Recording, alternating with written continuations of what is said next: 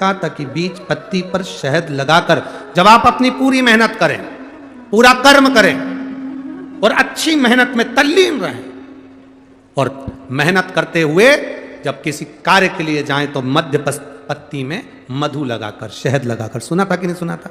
शहद लगाकर शिवलिंग पर उसको लगाकर फिर जाइए, कार्य में सफलता मिलती है। ये हमने कहा था। अब दुनिया के लोग भले हंसे, पर जिन्होंने स्कंद पुराण पढ़ी हो, कूर्म पुराण पढ़ी हो, लिंग पुराण पढ़ी हो, मत्स्य पुराण पढ़ी हो और जिसने कभी जिंदगी में एक बार शिव महापुराण का स्मरण करा हो या देवी भागवत का स्मरण करा हो तो उसमें मधु का, शहद का बड़ा महत्व बताया गया। मधु का, शहद का बड़ा महत्व। शहद, मधु एक देवाधिदेव महादेव को समर्पित करने वाला और एक मां लक्ष्मी को समर्पित करने वाला क्या देता है? ये शिव पुराण की कथा कर रही है। जब बूढ़ी मां के पास में कुछ भी नहीं था, 80 साल, 70, 80, 50, 60 साल पुराना शहद, मधु रखा था। शहद। आप लोगों में से कितने लोग हैं जिनके घर में शहद है, मधु है? रखो। अब मधु आपके घर में है, कोई सामान आपके घर में दाल भर कर रखना, उसमें कीड़े पड़ जाएंगे, सड़ जाएगी। दूध रख दिया, घी रख दिया, 10 साल, 5 साल, 8 साल, 15 साल में उसमें कीड़े पड़ सकते हैं, वो सड़ सकता। पर केवल एक मधु, शहद ऐसा होता है जो 50 साल तक भी रखा रहे तो सड़ता नहीं है, बल्कि औषधि बन जाता है। शहद अगर 40 साल का भी रखा है, मधु अगर 30 साल, 50 साल का भी रखा है तो वो औषधि का काम करता है।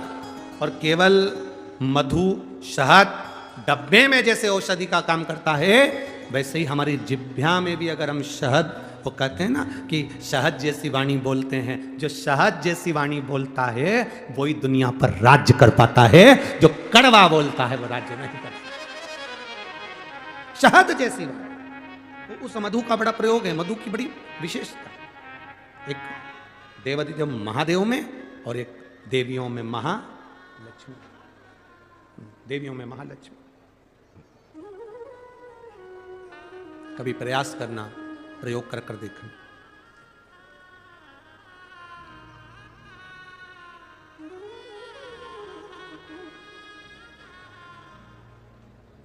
कभी प्रयास करना।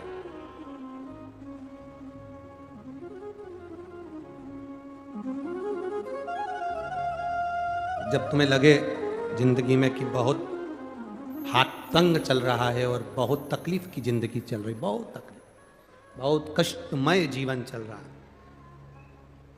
बहुत कष्ट चले और कर्जा बढ़ते जा रहा हो, टेंशन ही टेंशन पूरी जिंदगी में हो रहा हो, कहीं से संपदा आ नहीं रही हो, धक्के की जिंदगी चल रही हो, तो एक बार मधु का प्रयोग कर कर देखना। महालक्ष्मी की अगर पूजन कर रहे हो देव दीपावली पर या दीपावली पर, तो पान के पत्ते पर एक शहद की बिंदी रखकर लक्ष्मी जी को भोग लगाइए और शंकर जी के मंदिर में उसी दीपावली को या देव दीपावली पर शंकर भगवान के शिवलिंग पर एक पत्ते पर या पुष्प पर एक बूंद शहद लगाकर शिव जी को समर्पित कर कर देखिए। अगला वर्ष तक इंतजार करना, बाबा आपकी जिंदगी में 4 चांद ना लगा दे उस मधु के बल पर, तो आनंद के लिए प्रयास करिए। मधु में क्या बल है?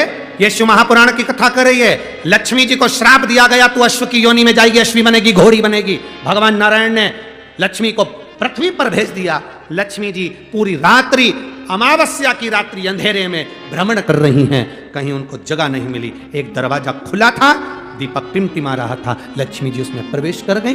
बूढ़ी माँ कपड़े बना रही थी, भोजन मंगा, भोजन था नहीं। बूढ़ी माँ ने शहद का डब्बा ढूंढ लिया, मधु की डब्बी ढूंढ ली। उस मधु की डब्बी को, उस शहद की डब्बी में से थोड़ा सा मधु लाकर लक्ष्मी जी को दे दिया। थोड़ा सा मधु लाकर, थोड़ा सा शहद लाकर लक्ष्मी जी को दिया। बाबा का हम क्या गुणगान करें गुरुदेव। बेटे ने एक बार फिर वापिस से सरकारी नौकरी के लिए अप्लाई करा और बाबा की कृपा ऐसी हुई कि अब की बार बाबा ने उसको सिलेक्शन करा दिया और मेरा बेटा भारतीय सेना BSF में लग गया। मैं बाबा को यहाँ नमन करने आया।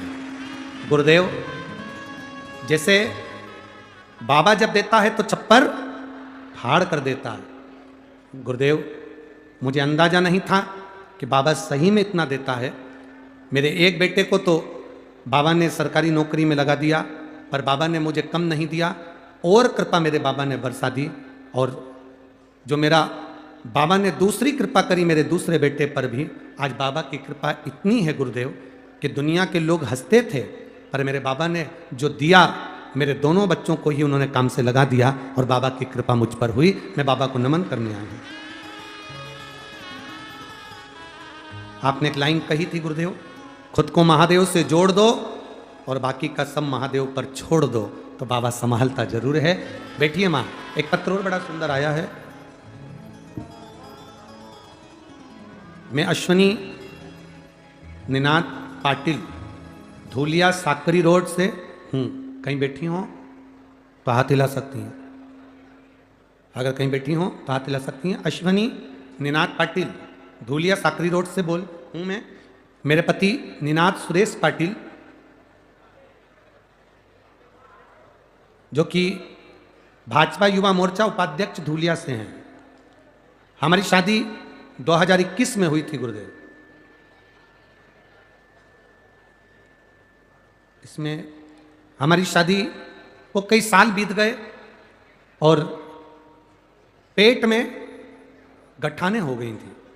गठान में से एक गठान जो कि पूरी तरह से फट चुकी थी, वो गठान पूरी की तरह से ब्लास्ट हो चुकी थी, उसका पॉइजन पेट के अंदर फैल गया था।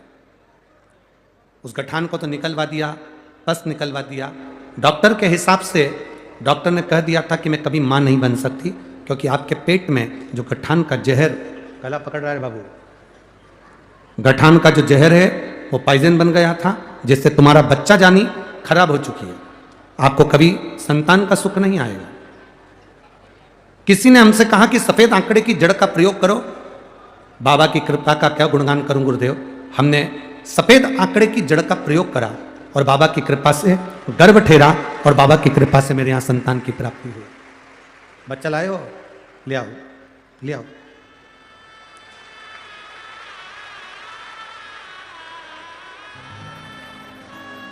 गुरुजी, हमने बॉम्बे तक इलाज करवाया, पर प्रत्येक जगह पर यह कहा गया था कि तुम्हारी बच्चादानी खराब हो चुकी है, तुम्हारे गर्भ नहीं ठहरेगा, तुम्हें बच्चा कभी नहीं हो सकता, क्योंकि तुम्हारे पेट में जो गांठ थी वो फट गई, उस पस पड़ गया था। और बाबा की कृपा तो बाबा की कृपा है गुरुदेव, जो बाबा ने मुझे संतान दी। मैं बाबा को यहाँ नमन करने के लिए आई हूँ। ये शिव कृपा है। मुंबई तक के डॉक्टरों ने कह दिया था कि इनको संतान नहीं होगी, पर देने वाला तो देव अधिदेव महादेव है, वो झोली भरता है।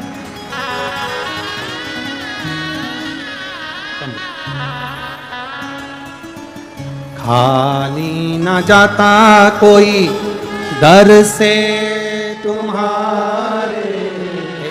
एक पत्र बड़ा विचित्र।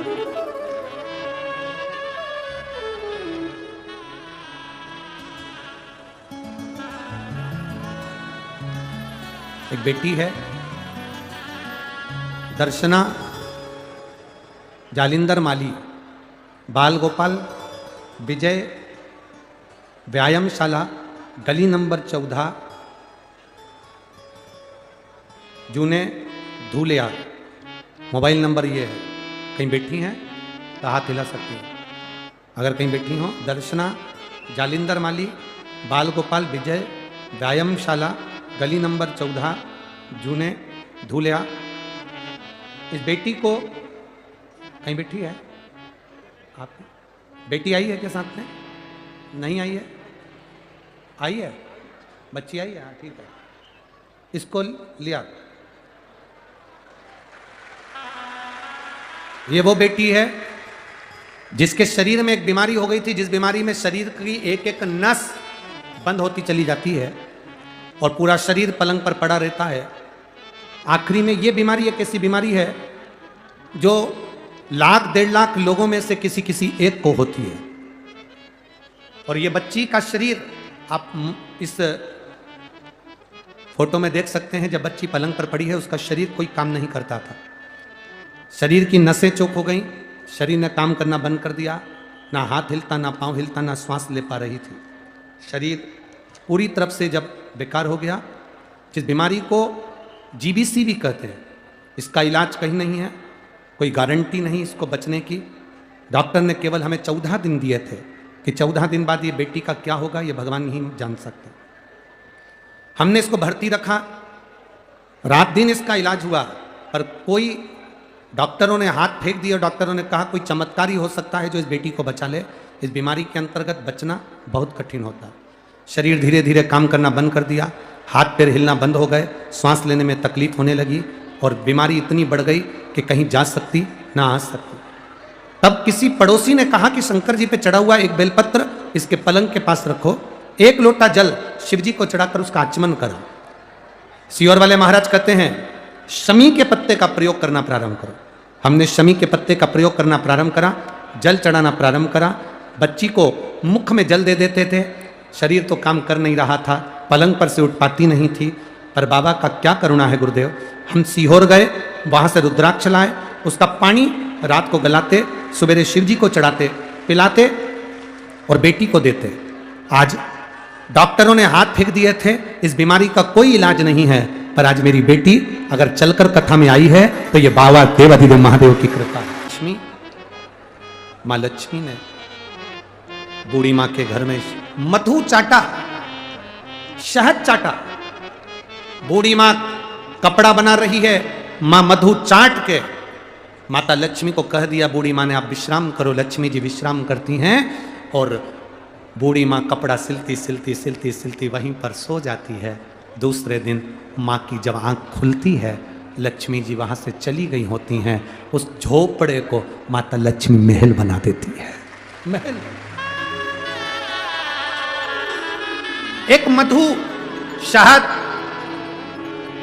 दीपावली की रात्रि में शंकर भगवान को चढ़ाया गया शहद, लक्ष्मी जी को भोग लगाया गया शहद, या देव दीपावली के दिन माता लक्ष्मी को लगाया गया शहद का भोग, शहद का प्रसाद माता लक्ष्मी को दी गई एक बूंद शहद हमारी जिंदगी की सार्थकता को सिद्ध कर देती है। एक बूंद शहद,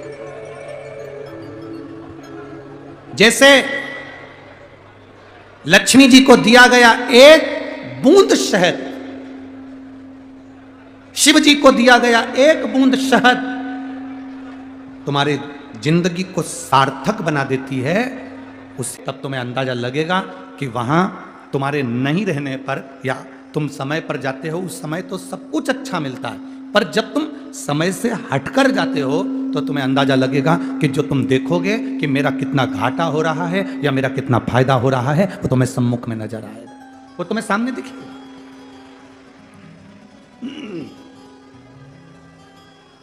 वो तुम्हारे सामने नजर आने लगेगा। शिव कथा कहती है, भगवान शंकर का संवाद कर रहा है, शिव महापुराण की कथा कर रही।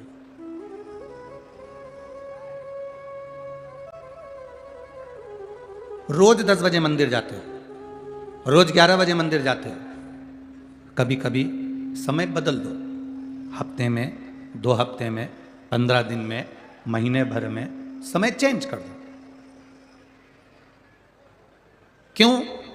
तो तुम्हें महसूस होगा, तुम्हें लगेगा कि आज मैंने समय बदला, समय चेंज करा, समय थोड़ा बदला है, तो मैं जल्दी महादेव के पास अगर पहुंच गई हूं या मैं कुछ देरी से देवाधिदेव महादेव के पास पहुंच गई हूं, तो तुम्हें महसूस होगा कि कहीं ना कहीं महादेव की कृपा तुम पर बरसी जरूर है।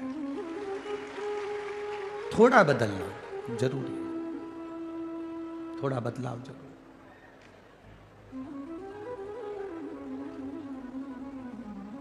जाओ शिव के मंदिर, रोज जाओ, भगवान के दरवाजे पर रोज पहुंचो, प्रतिदिन जाओ, पर महीने भर में, हफ्ते भर में एक आध दिन आगे पीछे थोड़ा चेंज करो।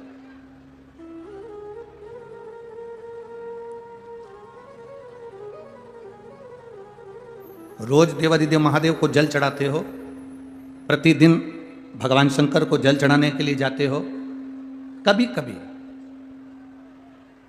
थोड़ा सा बदलाव कर कर देखिए, थोड़ा सा बदलाव। एक दिन महादेव को जल चढ़ाने के लिए गए, हो सकता है कभी कभी तुम्हारे साथ भी होता हो कि आज लोटा भूल गए, जल भूल गए, या कोई बेलपत्र भूल गए, तो फिर करना क्या है? आज अगर हम पात्र लेकर नहीं आए, जल लेकर नहीं आए, लोटा लेकर नहीं आए, मंदिर में नहीं पहुंचे हैं, या कोई सामग्री लेकर नहीं आए हैं, तो उस समय पर, उस जगह पर फिर आप प्रयास करना कि जो मंदिर में सेवा मिल जाए, कोई सफाई करने का मौका मिल जाए, झाड़ू लगाने का मौका मिल जाए, बुआरी काटने का मौका मिल जाए, कुछ रंगोली डालने का मौका मिल जाए, तो उसको करने का प्रयास करें। फिर उसको करने का प्रयास करेंगे तो बाबा की प्राप्ति होगी। शिव तत्व कह रहा है। भगवान शंकर का एक वर्णन, जैसे आप अपने आप को जितना संसार में खर्च कर रहे हो, 21,600 श्वास जो तुमको मिल रही है, और तुम उसको जितना संसार में खर्च कर रहे हो, उस 21,600 श्वास में से थोड़ी सी श्वास जब आप अपने आप को परमात्मा में खर्च करना प्रारंभ करोगे, परमात्मा में खर्च करना प्रारंभ करोगे,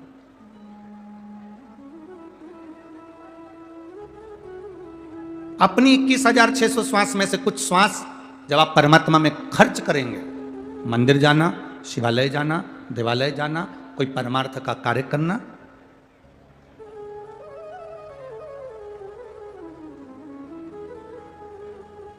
आज हमारे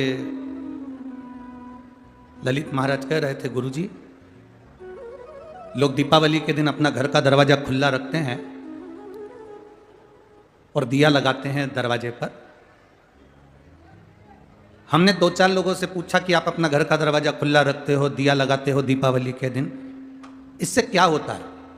तो उन्होंने कहा, इससे लक्ष्मी आती है।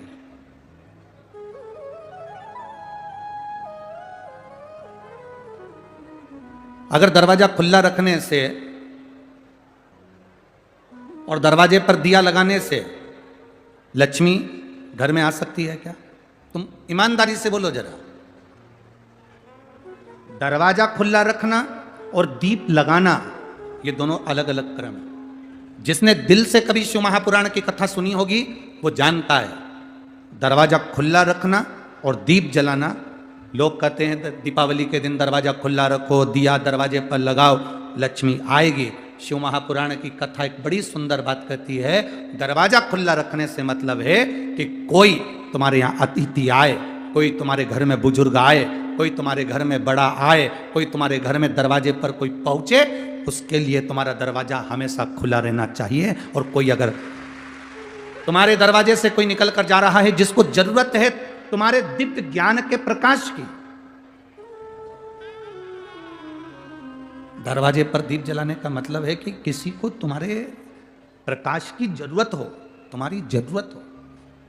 दीप जलाने का मतलब है तुम्हारे दरवाजे पर दिया जलाना, मतलब तुम्हारे द्वार पर कोई आया और उसको तुम्हारी जरूरत है, तुम्हारे प्रकाश की जरूरत है। केवल दरवाजा खुला छोड़कर अंदर बैठकर माला जप रहे हो और सोच रहे हो लक्ष्मी जी आ जाएगी, तो लक्ष्मी नहीं आएगी। दरवाजा खुला रखने का मतलब है कि आपकी मेहनत, आपकी लगन और आए हुए अतिथि का सम्मान अगर आप कर रहे हो और तुम्हारे दरवाजे पर ज्ञान का अगर दीप जला हुआ है, तो लक्ष्मी जरूर प्रवेश करेगी, लक्ष्मी जरूर प्रवेश करेगी। जो व्यक्ति अपना ही भला सोचता है, जो व्यक्ति केवल अपने भले के लिए कुछ ना कुछ करता रहता है, तो लक्ष्मी प्रवेश नहीं करती। आप दूसरे के लिए जीना सीखो, आप दूसरे के लिए कुछ अच्छा करना सीखो, आपको सुख का अनुभव हो जाए।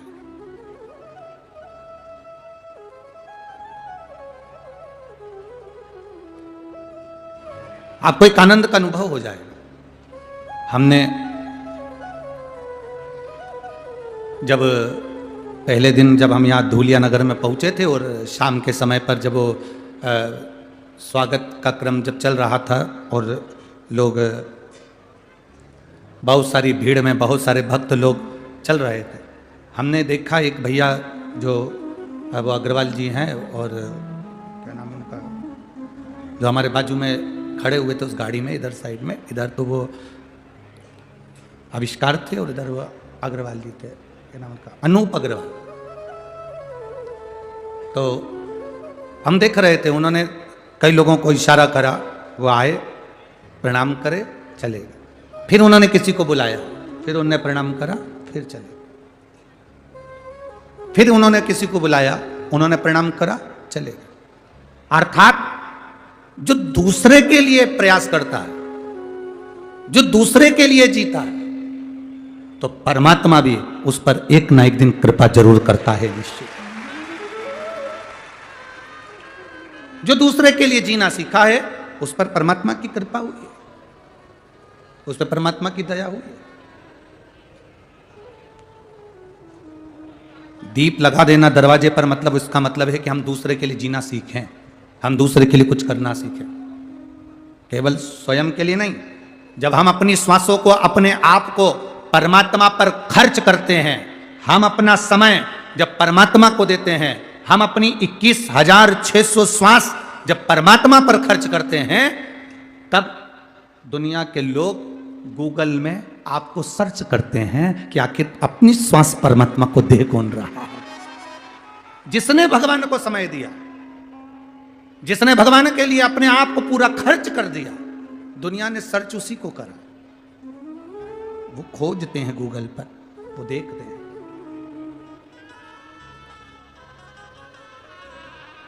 आप लोगों से एक बात पूछें, उत्तर देना रे धुलिया वालों सब।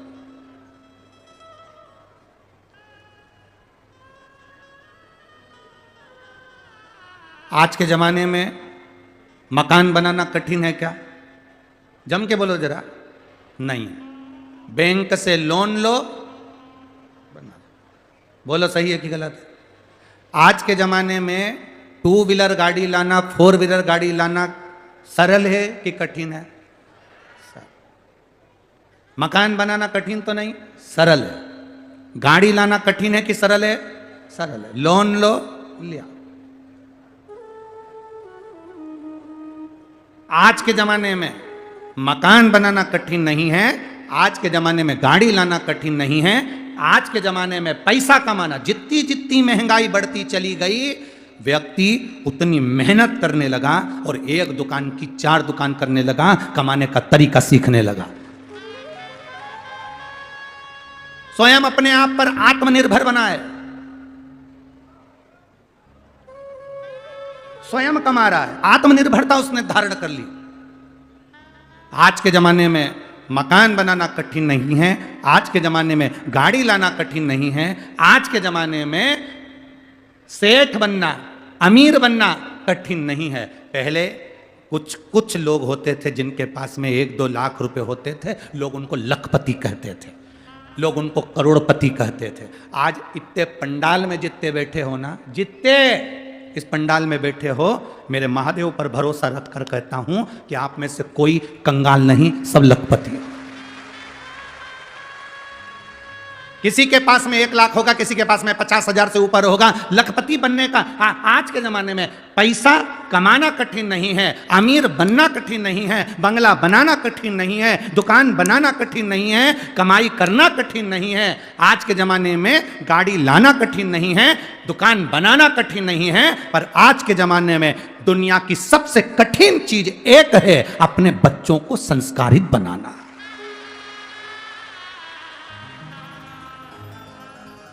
अच्छे अच्छे धनपति के बेटे जिनके पास में करोड़ों का धन है, उनके बेटे भी मय खाने में और होटल में पड़े मिलते हैं, मय खाने में और होटल में पड़े मिलते हैं। बहुत बहुत करोड़पति के बेटे भी कहीं ना कहीं गलत व्यसन में डूबे मिलते हैं, गलत व्यसन में पड़े हुए मिलते हैं। धन कमाना कठिन नहीं भाई, सेठ बनना कठिन नहीं, अमीर बनना कठिन नहीं, दुकान बनाना कठिन नहीं, मकान बनाना कठिन नहीं, जेवर बनाना कठिन नहीं, प्रॉपर्टी खरीदना कठिन नहीं, पर दुनिया का सबसे कठिन काम है कि अपनी जो जिंदगी की पूंजी है, अपनी जो औलाद है, अपने जो बच्चे हैं, इनको संस्कारित बनाना है। ये दुनिया का सबसे कठिन काम है, सबसे कठिन। आपके बच्चे अगर संस्कारित हैं, आपको प्रणाम कर रहे हैं, आपको नमन कर रहे हैं, आपका कहना मान रहे हैं, आपके मुंह पर कभी मुंह नहीं चला रहे, आप सोफे पर बैठे हो, आपके बच्चे आपकी मर्यादा रखकर खड़े हुए हैं, साथ में नहीं बैठ पा रहे, नीचे बैठ जाते हैं। आपके बच्चे आपके कहने पर चल रहे हैं। आपके बच्चे से आपने कह दिया लोटा उठा जल शंकर जी को चढ़ा के जा, एक बार बच्चे के मुंह से ना निकले मम्मी मैं नहीं चढ़ाने जाऊंगा, मम्मी मैं ये काम नहीं करूंगा, मम्मी मैं ये सामान नहीं लाऊंगा, मम्मी मैं पानी भरकर नहीं लाऊंगा, मम्मी ये काम नहीं करूंगा। अगर आपके बच्चे आपके कहने पर चल रहे हैं, आपके बच्चे आपका कहना मान रहे हैं, आपके बच्चे अगर संस्कारित हैं, तो दुनिया के सबसे बड़े अमीर अरबपति आप हैं। दुनिया के सबसे बड़े अमीर अरबपति आप हैं। और अगर आपके बच्चे आपके विपरीत में चल रहे हैं, बच्चों से कहा गलत जगह मत जाओ, नहीं मानते, गलत संगत में मत पढ़ो, नहीं मानते, बच्चे सुनते नहीं हैं। भाई बहुत कठिन है, बहुत कठिन।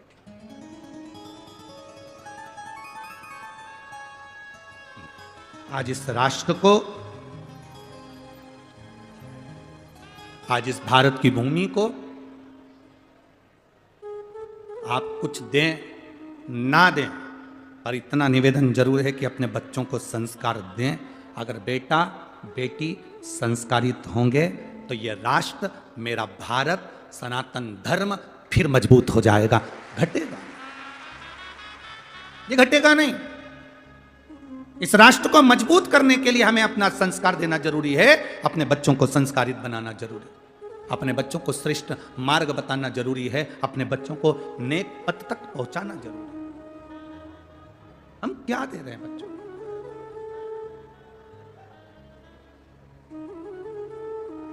हम एक पत्र लाना भूल गए, जहां हम चेतन जी मंडोरा जी के यहाँ हम रुके हुए हैं। तो जिस कक्ष में हम रुके हुए हैं उस कक्ष में वो पत्र रखा हुआ है। एक माँ ने उस पत्र में लिखा, अगर वो यहाँ बैठी हो तो खड़ी हो सकती है। उस पत्र में उसने लिखा, मेरा पति कभी भगवान को नहीं मानता था, मेरा पति कभी भगवान को नहीं मानता था, हम मंदिर जाते थे तो मना करता था। अब इतना वो नशा करता था, इतना खाने पीने में लगा रहता था कि पूरा घर बर्बाद हो रहा था। तब क्या करा जाए, तब क्या करा जाए? अब हम हमारे पति से बस हमने जिंदगी में एक ही निवेदन करा कि अपन सीहोर चलते हैं, वहां से रुद्राक्ष लेकर आते हैं। हम हमारे पति को जैसे तैसे मना कर सीहोर ले गए, वहां से रुद्राक्ष लिया, उन्होंने वो रुद्राक्ष वहां रखा। हमने कंकर शंकर की पूजन करी, हमारे पति ने वो रुद्राक्ष की पूजन करी, और वही रुद्राक्ष मेरे पति ने गले में धारण कर लिया। गुरुजी, आज 2.5 साल हो गए, मेरे पति ने ना मदिरा को हाथ लगाया ना मांस को हाथ लगाया। वो पत्र जो हम मंडोरा जी के यहाँ रुके हैं, चेतन जी मंडोरा जी के यहाँ, वहाँ रखा है। आज शाम को जाने के बाद हम मंडोरा जी को पत्र दे देंगे। अभी पढ़ना उस पत्र को, उस पत्र का स्मरण करिएगा। अगर पक्की दृढ़ता आपके भीतर है, पक्का भरोसा आपके भीतर है, पक्का विश्वास आपके भीतर है, तो आप जिंदगी में कभी हार नहीं सकते। आपका विश्वास, आपका भरोसा आपको बल प्रदान करता।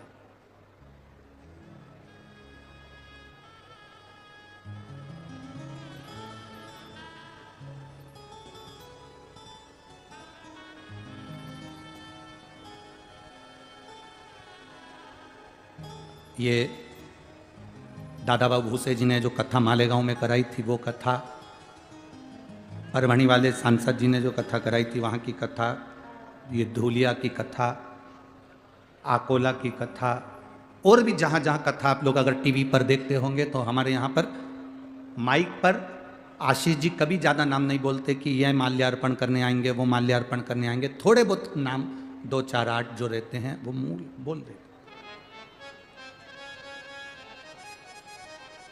एक माला, एक प्रणाम और एक प्रशंसा। आप भी बोलो, कितनी चीजें? 3।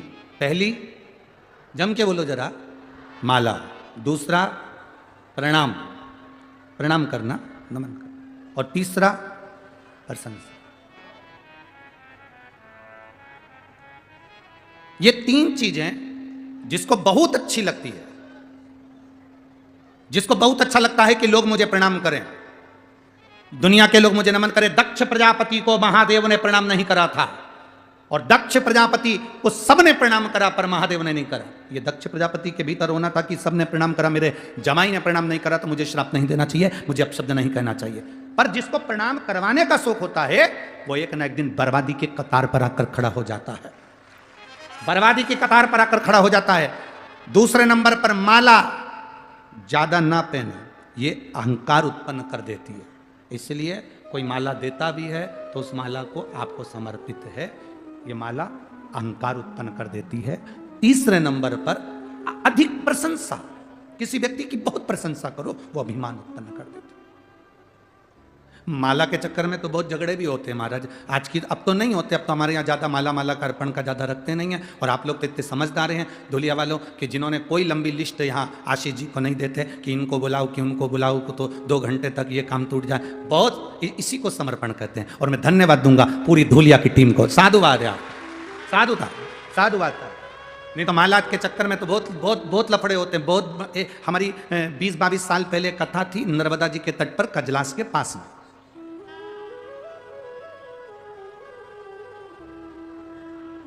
अब नर्मदा जी के तट पर कथा, अब 22 साल पहले तो कथाएं इतनी विस्तार से होती नहीं थी, छोटी मोटी कथाएं होती थी, तो नर्मदा जी के तट पर हो रही थी। अब जहां कथा करने गए थे वहां पर इसमें का तखत नहीं था। अब नर्मदा जी के घाट पर कहां तखत आए, पूरे घरों में देख लिया गांव के, तो कहीं पर तखत नहीं मिला। 22 साल पहले की बात बता रहे, तखत नहीं मिला। तो किसी ने किसी गांव वाले से कह दिया भैया एक काम करो, अब नर्मदा जी के तट पे कथा करना है, और सियोर वाला महाराज आया है कथा करने के लिए 22 साल पहले हैं, अब तखत नहीं है। तो किसी ने कह दिया चिंता मत करो, मैं अपनी ट्राली लगा दूंगा। क्या लगा देंगे, बोलो बोलो जम के बोलो, ट्राली लगा देते हैं। अब उसने उसकी ट्रैक्टर लाया, ट्राली लगाई, ट्रैक्टर निकाल के ले गया। अब ट्राली पे उन्होंने चादर वगैरह बिछाई, पोथी रखी, कथा चालू होने वाला दिन, पहला दिन था। माल्यार्पण की लिस्ट उन्होंने लंबी चौड़ी थमा दी और बोलना चालू करा, काका जी आएंगे, बुआ जी आएंगे, फूफा जी आएंगे, ये आएंगे, वो आएंगे, सबका नाम लिया। अब नाम लेने के बाद में पूरे नाम हो गए, इतने में एक व्यक्ति भिनक गया। अब एक व्यक्ति को गुस्सा आ गया, और गुस्सा भी किसको आया, जिसकी ट्राली थी, गुस्सा उसको। एक तो हमारी ट्राली, ऊपर से हमारा नाम नहीं, वो बोला ना चाला, हम तो आंख बंद करके चिंता संतान हंतारो, वो पीछे से ट्रैक्टर ले आया, तो ट्राली में फंसाया।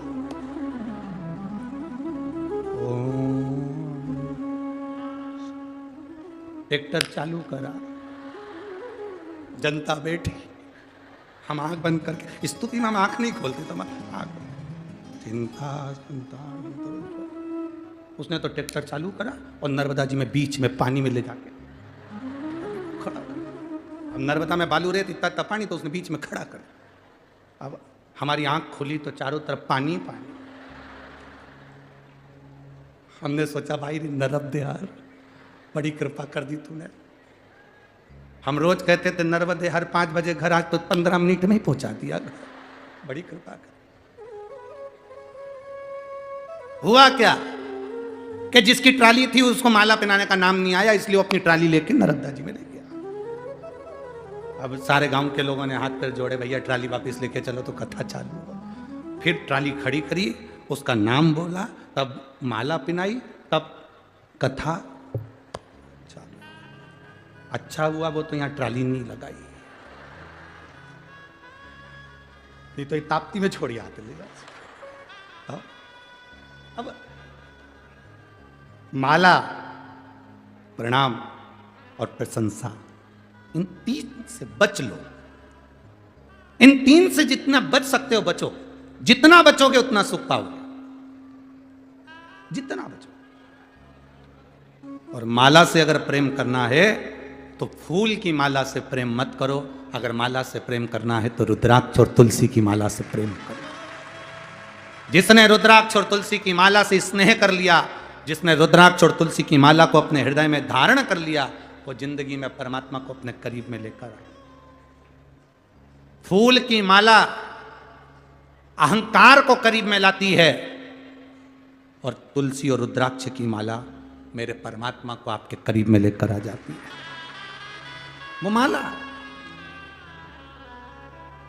इस चित्त वृत्ति को परमात्मा में जिसने लगाया उसकी जिंदगी सार्थक हुई। कल कथा चल रही थी, कथा में अपन श्रवण कर रहे थे, लक्ष्मी जी का मन भगवान नारायण की बात में नहीं आया। लक्ष्मी जी का मन, जो अश्वमेध यज्ञ का अश्व कुछ देर के लिए जो बैकुंठ में आया था, स्वर्ग में आया था, उस अश्वमेध यज्ञ के अश्व को लक्ष्मी जी देख रही थी। उस अश्वमेध यज्ञ के अश्व को लक्ष्मी जी देख रही। भगवान नारायण के नेत्र खुले और नेत्र खुलते से भगवान नारायण ने देखा कि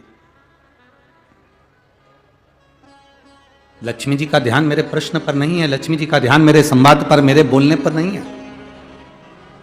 लक्ष्मी जी का ध्यान तो एक घोड़े पर बना हुआ है, अश्व पर बना हुआ है। लक्ष्मी जी का ध्यान तो एक अश्व पर, एक घोड़े पर है। आप कथा में बैठे हो, आप कथा में विराजमान हो, आपका ध्यान परमात्मा में है तो परमात्मा कृपा करता है। ध्यान हट गया परमात्मा से, तुम्हारा मन, तुम्हारा चित्त हटा, डोर टूटी। यहां इतने लोग आए हैं कथा सुनने के लिए। आज पंडाल फिर बढ़ाए गए, पीछे और पंडाल लगाए गए, साइड में भी बढ़ाए हैं, उधर भी बढ़ाए हैं। पर पंडाल बढ़ाने वाला भी कितना बढ़ाए, रोज बढ़ाता है, उससे ज्यादा तो तुम आ जाते हो।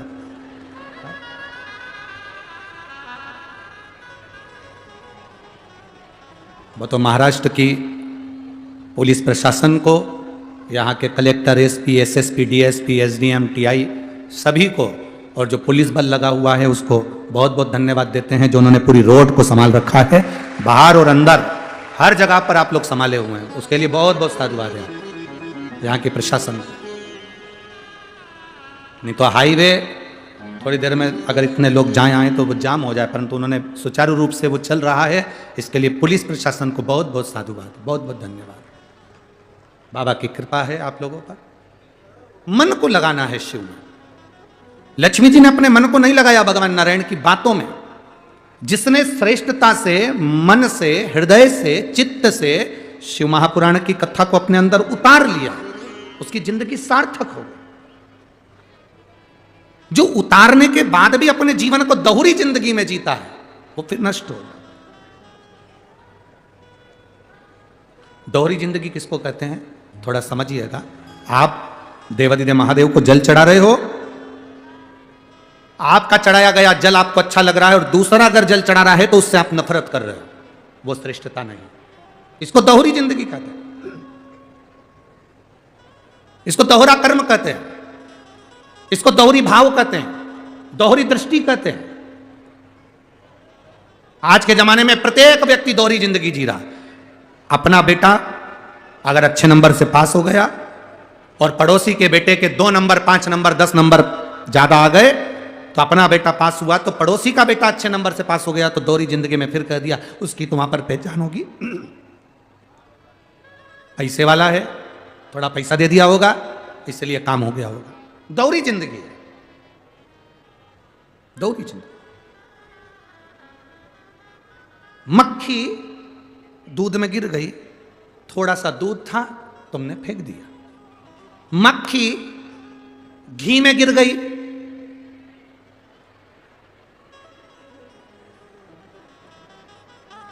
धूलिया वालों 5 किलो घी में मक्खी गिर जाए, फेंक दोगे? नहीं, मक्खी को फेंक दोगे, पर घी को है ना दोहरी जिंदगी। दूध में गिरी, दूध फेंक दिया, पानी में गिरा, पानी फेंक दिया, खीर में गिरी, खीर फेंक दी, रबड़ी में गिरी, रबड़ी फेंक दी, हलवे में गिरी, हलवा फेंक दिया, घी में गिर गई, घी नहीं। दोहरी जिंदगी, हमारा पूरा जीवन दोहरी जिंदगी में चलता है, दोहरी जिंदगी। दामाद अच्छा मिल जाए, मेरी बेटी को साथ लेके चलता है, इतना दामाद अच्छा मिल जाए तो पूरे मोहल्ले में किया है, पूरे धूलिया में, कॉलोनी में, सोसाइटी में, मेरा दामाद इतना अच्छा, मेरी बेटी को तो पलक पावड़े पे रखता है, इतना बढ़िया रखता है, इतना अच्छा नेचर मेरे दामाद का, मेरी बेटी के देना वैसा करता है, मेरा दामाद जैसा दुनिया में किसी का दामाद नहीं होगा, मेरी बेटी के पेट का पानी नहीं हिलने दे, ऐसा दामाद साथ लेकर जाए, मिलाने लाए, मिलाने कर ले जाए, हर हफ्ते 2 हफ्ते में फोन लगाए, हफ्ते 2 हफ्ते में मुझे मिलाने लेकर आए, मेरे दामाद जैसा दामाद नहीं हो सकता। अब जैसा तुम्हारा दामाद कर रहा है वैसा की वैसा ही तुम्हारा बेटा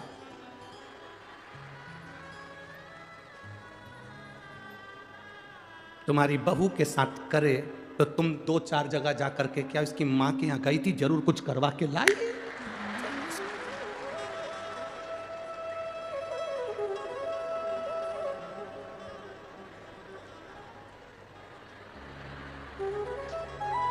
सही है कि गलत है ना दोहरी जिंदगी?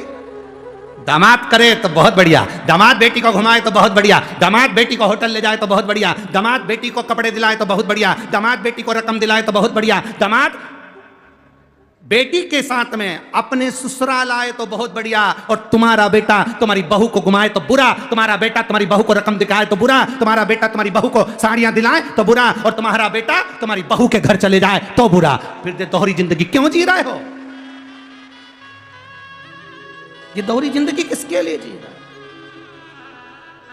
भगवान मेरी बेटी को ऐसा दामाद देना, खूब अच्छे से रखे, तो जैसे तुमने प्रार्थना करी वैसी प्रार्थना तुम्हारी बहू की माँ ने भी करी थी। भगवान मेरी बेटी को ऐसा घर देना, बड़े प्रेम से रखे। अब तुम्हें बुरा क्यों लगता है? फिर क्यों कहीं कहीं जाती हो? भगवान मंदिर पहुंच गई, देवालय पहुंच गई, शिवालय पहुंच गई, ना जाने कहाँ कहाँ जाकर, ना जाने किस किस से पूछ रही है। हमारी जरूर बहू ने कुछ करवा दिया है, जब से मायके से आया वो 2-4 दिन 8 दिन में मायके पहुंच जाती है, इसको भी ले जाता, साथ में मेरा बेटा उसको कपड़े दिला रहा, सामान दिला रहा, रकम दिला रहा। अरे अगर तुम्हारा बेटा तुमको भी सम्मान दे और तुम्हारी बहू को भी सम्मान दे तो उसमें प्रसन्न तुम्हें होना चाहिए कि कम से कम मेरे बेटे में मेरे संस्कार आए, मेरे बेटे में मेरे संस्कार है। बहुत ध्यान देना, बेटा अच्छा निकले तो तुम्हें स्वर्ग देगा, बेटी अच्छी निकले तो तुम्हें बैकुंठ देगी, पर बहू अच्छी निकल जाए तो तुम्हें कहीं जाने की जरूरत नहीं है, तुम्हारा घर झोपड़ा भी होगा तो स्वर्ग बना देगी। अगर बहू अच्छी निकल जाए तो तुम्हारा झोपड़ा जैसा मकान भी होगा तो स्वर्ग बना देगी, और अगर बहू अगर गलत निकल जाए तो तेरी 4 मंजिला बिल्डिंग को भी तेरे रहने के लिए नरक बना देगी। आंख में से 24 घंटे आंसू झड़ेगा, 24 घंटा आंसू, 24 घंटा दोहरी जिंदगी जीना। शिव महापुराण की कथा कभी नहीं कहती कि दोहरी जिंदगी जियो। शिव महापुराण की कथा कहती है आप जो कर रहे हो उसमें श्रेष्ठता आपकी देखिए, आप दूसरे में उसमें गलत ना देखें, दूसरे में भेद ना देखें। बेटी अच्छी रहे ये हर माँ कामना करती है, बेटी सुखी रहे ये हर माँ कामना करती है। उसी तरह आपके घर में भी आपके बेटे की जो बहू आई है अगर वो सुखी रह रही है तो ये उसमें उसकी माँ की कामना होगी। आप जैसे कामना करते हो वैसे वो भी कामना करती होगी कि मेरी बेटी सुखी रहे। सर्वे भवन्तु। हमारी बात का कई माताओं को बुरा लगेगा, उन्होंने रिमोट से टीवी बंद कर दी होगी पक्का, पर अपने को कोई फर्क नहीं पड़ता। खाया बिना रह जाऊं पर बोला बिना, इसलिए जो अच्छा लगे वो बोलो। आपको समझने की जरूरत है, अगर आपका दामाद आपको अच्छा लगता है तो आपकी बहू का जो पति है वो भी किसी का दामाद होगा, इसलिए उसका भी आदर और उसका भी समर्पण बहुत जरूरी है, बहुत जरूरी।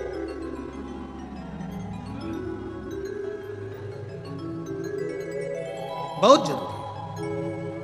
महाराज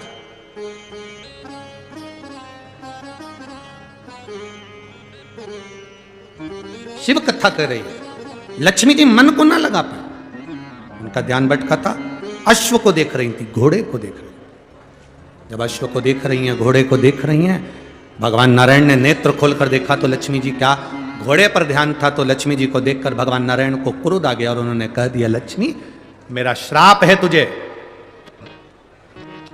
अपने पति के साथ बैठने पर भी तू घोड़े पर ध्यान दी है, इसलिए मृत्यु लोक में तू अश्वी बनकर, घोड़ी बनकर तुझे जन्म लेना पड़ेगा, अश्वी बनना पड़ेगा, तुझे घोड़ी बनकर जन्म लेना पड़ेगा, मृत्यु लोक में तुझे जाना पड़ेगा। लक्ष्मी जी की आंख में जल भर गया, आपने मुझे श्राप दे दिया। भगवान नारायण कहते हैं, पति के साथ में होने पर, पति जब बोल रहा है, बात कर रहा है, धर्म पत्नी जब बात कर रही है, उसमें तुम्हारा ध्यान भटकना नहीं चाहिए। शिव महापुराण एक बड़ी सुंदर बात कहती है, जब तुम्हारे घर में कोई अतिथि आए, तुम्हारे घर में कोई मेहमान आए, तुम टीवी पर, मोबाइल पर कथा सुन रहे हो तो टीवी मोबाइल चलने दो। यदि तुम्हारे घर में कोई अतिथि आए, मेहमान आए और तुम टीवी पर, मोबाइल पर कोई एडवर्टाइज देख रहे हो, कोई सीरियल देख रहे हो, कोई नाटक देख रहे हो, कोई न्यूज़ सुन रहे हो, तो भले टीवी बंद कर दो और अतिथि का आदर करो, सम्मान करो। हम गलती क्या करते हैं, अतिथि आता है, टीवी चलती रहती है और आप उस टीवी में अपना मन लगा कर रखते हो और अतिथि का आदर नहीं कर पाते, सम्मान नहीं कर पाते। उस समय पर तुम्हारा ध्यान उस अतिथि में होना चाहिए। लक्ष्मी तुमने गलती करी, जब पति के साथ बैठी हो, पति के साथ रह रही हो, पति के साथ बात कर रही हो और तुम्हारा ध्यान इस अश्व में चले गया, इस घोड़े में चले गया। मैं तुम्हें श्राप देता हूं, पृथ्वी पर तुम्हें अश्वी बनकर जन्म लेना पड़ेगा, घोड़ी बनकर जन्म लेना पड़ेगा। लक्ष्मी जी हाथ जोड़कर पति के चरणों में नमन करने लगी, आप मुझे क्षमा करो। नारायण कहते हैं तुम्हें जाना पड़ेगा और आज का दिन तुम मृत्यु लोक में जाओगी, पर कल तुम्हें अश्वी बनकर जन्म लेना ही है। लक्ष्मी जी उसी समय पर वैकुंठ से, स्वर्ग से पृथ्वी पर आ गई। जब पृथ्वी पर लक्ष्मी जी आई, लक्ष्मी जी ने देखा, जैसे पृथ्वी पर आकर लक्ष्मी जी देख रही कि बहुत घोर अंधेरा है, भयंकर अंधेरा।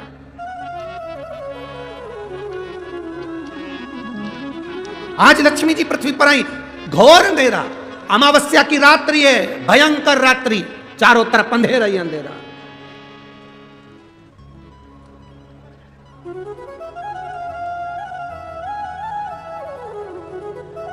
लक्ष्मी जी पृथ्वी पर आते से मृत्यु लोक में जब भ्रमण करने लगी, और भ्रमण करते करते लक्ष्मी जी ने विचार करा, मैं कहां जाऊं, एक रात्रि की बात है, आज मैं इस अंधेरे में कहां जाऊंगी। रात्रि का समय था, लक्ष्मी जी भ्रमण करती हुई चारों तरफ देख रही थी, सबके दरवाजे बंद थे, सबकी खिड़कियां बंद थी, सबका द्वार बंद था, कहीं लक्ष्मी जी को जाने की जगह नहीं मिली। एक दरवाजा खुला था और वहां पर एक मिट्टी का दिया जिसमें से प्रकाश टिमटिमा रहा था।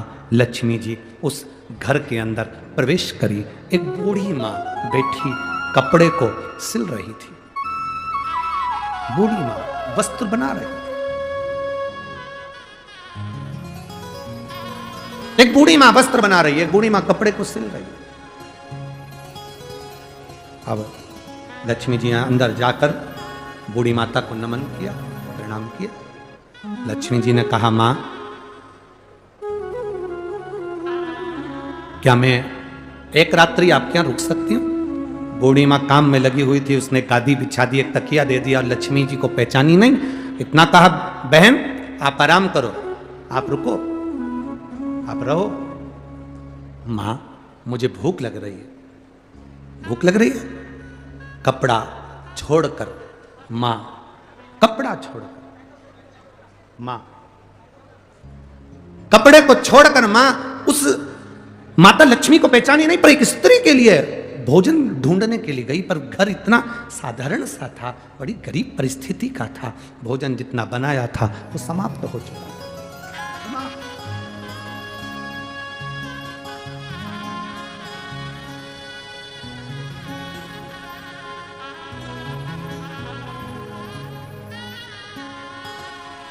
हम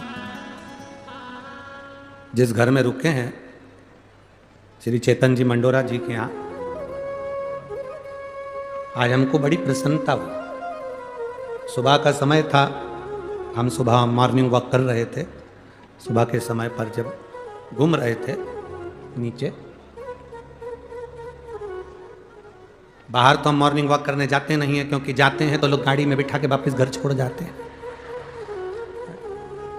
तो वहीं पर सुबह के समय घूम रहे थे, इसमें इतने में चेतन मंडोरा जी की माता जी वहाँ आई और उन्होंने कहा गुरुजी गाय को रोटी, हमने कहा लाओ हम देते। गौ माता को जब रोटी दी तो रोटी गर्म थी, हमारी आंख में जल भर गया। लोग इतनी सुबह 5:30 बजे, 5:30 पौने 6 बजे इतनी सुबह लोग गाय को रोटी अगर देते हैं तो दूसरे दिन की कल की बची हुई बासी देते हैं। पर धन्य है ऐसी माँ जो गाय के लिए रोटी लेकर आई थी तो ताजी थी। धन्य है, साधु था आप, बहुत बहुत साधु था, उसके लिए धन्यवाद आप।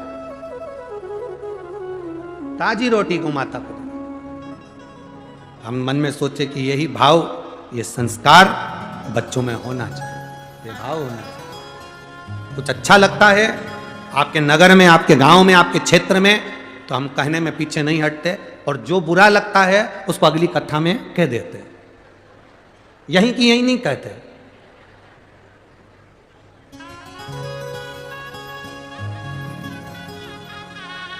क्योंकि यहां कहेंगे तो दाना पानी तुम्हारा ही है, तो जो बुरा लगे उसको तो अगली कथा में बोल दे, जो अच्छा लगे वो बोल दो, जो प्रेम है। तो स्नेहता, आपका वात्सल्य, क्या दूं मैं, क्या प्रदान करूं मैं, क्या दूं मैं। अब नारी बैठी है और कह रही है मां मां मुझे भूख लगी है। लक्ष्मी जी आवाज लगाकर कह रही हैं मां मुझे भूख लगी है, कुछ है आपके पास में। मां ने अपना घर टटोला, कुछ भी भोजन के लिए नहीं मिला, कुछ प्रसाद पवाने के लिए नहीं मिला। अब अतिथि है, अतिथि आया दरवाजे पर। अभी हमने कहा था दरवाजा किसके लिए खोलकर रखना है, लक्ष्मी के लिए दरवाजा नहीं, अतिथि के लिए, मेहमान के लिए। कोई आए तुम्हारे दरवाजे पर, उसके लिए दरवाजा खोलकर रखो। जब हम दूसरे के लिए द्वार खोलेंगे तो लक्ष्मी हमारा द्वार अपने आप खोल देगी, लक्ष्मी अपने आप द्वार खोले।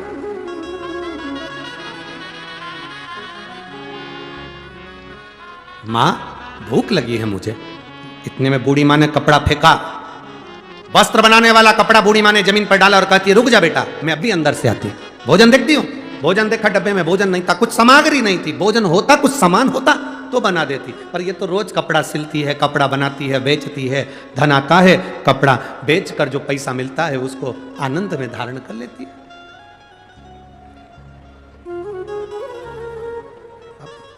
है नहीं, याद आया बूढ़ी माँ को, याद आया कि जब मेरा विवाह हुआ था, बूढ़ी माँ की शादी, और बूढ़ी की उम्र है 75 वर्ष की, और शादी की उम्र का ध्यान स्मरण आया कि मेरे पास कुछ नहीं। पर मेरी जब शादी हुई थी, पूजन अभिषेक जब किया गया था, मेरे पिताजी के पास में देने के लिए कुछ भी नहीं था। उन्होंने अपने एक वृक्ष में से शहद मधु को लाकर मुझे दे दिया था। वो मधु का डब्बा मेरे पास में रखा हुआ, शहद का डब्बा मेरे पास रखा हुआ, शहद का डब्बा, मधु का डब्बा मेरे पास, वो शहद का डब्बा मेरे पास में है, वो मधु का डब्बा मेरे पास है। मधु अब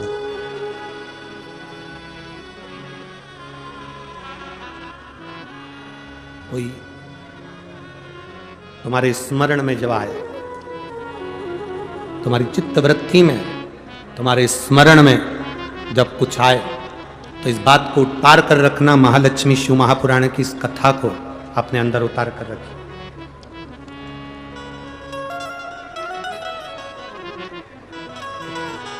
राम सिंह तो लिख कर दो।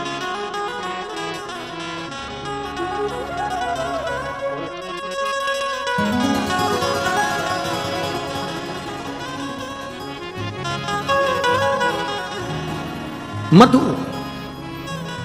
अब 75 वर्ष की मां, 75 वर्ष की बूढ़ी मां, और 75 वर्ष की बूढ़ी मां और उसके विवाह में जो पिता ने शहद दिया था, मधु दिया था। 75 वर्ष की। और 75 वर्ष की बूढ़ी मां को जो शहद दिया गया, दहेज में जो मधु दिया गया था, वो शहद, वो मधु, वो शहद, वो मधु उसके पास में था, उसके स्मरण में आ गया। स्मरण। और उसके स्मरण में आया कि जो मधु है मेरे पास में, मुझे देना चाहिए, परंतु वो डब्बा जिसमें मधु भरा हुआ था, जिसमें शहद भरा हुआ था, वो डब्बा ढूंढा जा रहा। वो मधु का डब्बा, वो शहद का डब्बा ढूंढा जा रहा। और मधु का डब्बा जब ढूंढने के लिए बूढ़ी मां लगी, दरवाजे पर जो दीप लगा हुआ था प्रकाश के लिए, वो दीप को उठाकर लेकर आई। अपने द्वार पर आए हुए अतिथि का आदर, सम्मान, सत्कार कैसा होना चाहिए, ये शिव महापुराण की कथा कह रहे। आपके द्वार पर आया हुआ अतिथि, उसका आदर, उसका सम्मान, उसका सत्कार कैसा होना चाहिए, ये शिव पुराण बता रहे। इसलिए इस महाराष्ट्र की पवित्र भूमि पर जगह जगह पर लिखा रहता है अतिथि देव भव। ये महाराष्ट्र की पवित्र भूमि पर जहां तुम जाओ महाराष्ट्र के अंदर, जगह जगह पर लिखा मिल जाएगा अतिथि देवो। अतिथि का सम्मान हम करना सीखें, अतिथि का सत्कार हम करना सीखें।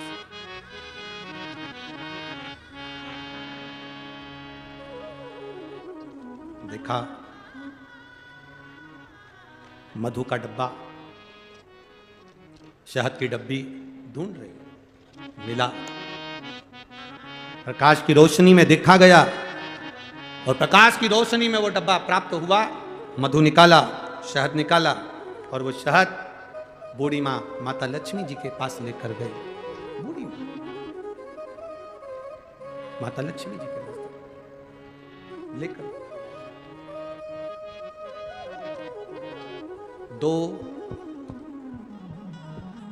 33 कोटि देवी देवता में 2 देवता ऐसे हैं जिनको मधु शहद प्रिय है, और उस मधु शहद की प्रियता में वो अपने पास का जितना वैभव होता है वो प्रदान कर देते हैं। 2 देव, एक देवाधिदेव महादेव, 33 कोटि देवी देवता में एक देव ऐसे हैं जिनको महा संबोधन से संबोधित किया गया। कौन है वो? जम के बोलो जरा। महादेव, जिनको महासंबोधन से संबोधित किया गया, संबोधित किया। और 33 कोटि देवताओं की जो धर्म पत्नियां हैं, देवियां, उन देवियों में केवल एक देवी है जिस देवी के नाम के आगे महा का संबोधन लगाया गया, वो केवल एक लक्ष्मी है जिसे महालक्ष्मी कहा गया। महासंबोधन, एक महादेव है और दूसरी महालक्ष्मी। बाकी के किसी देवी के आगे महा का संबोधन नहीं दिया गया।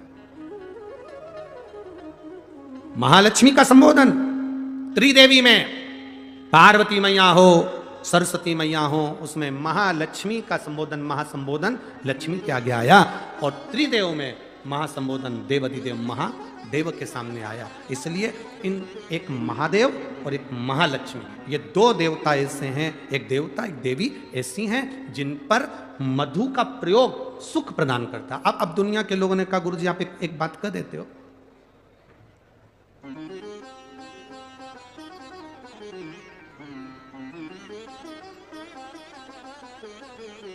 हमारे बीच में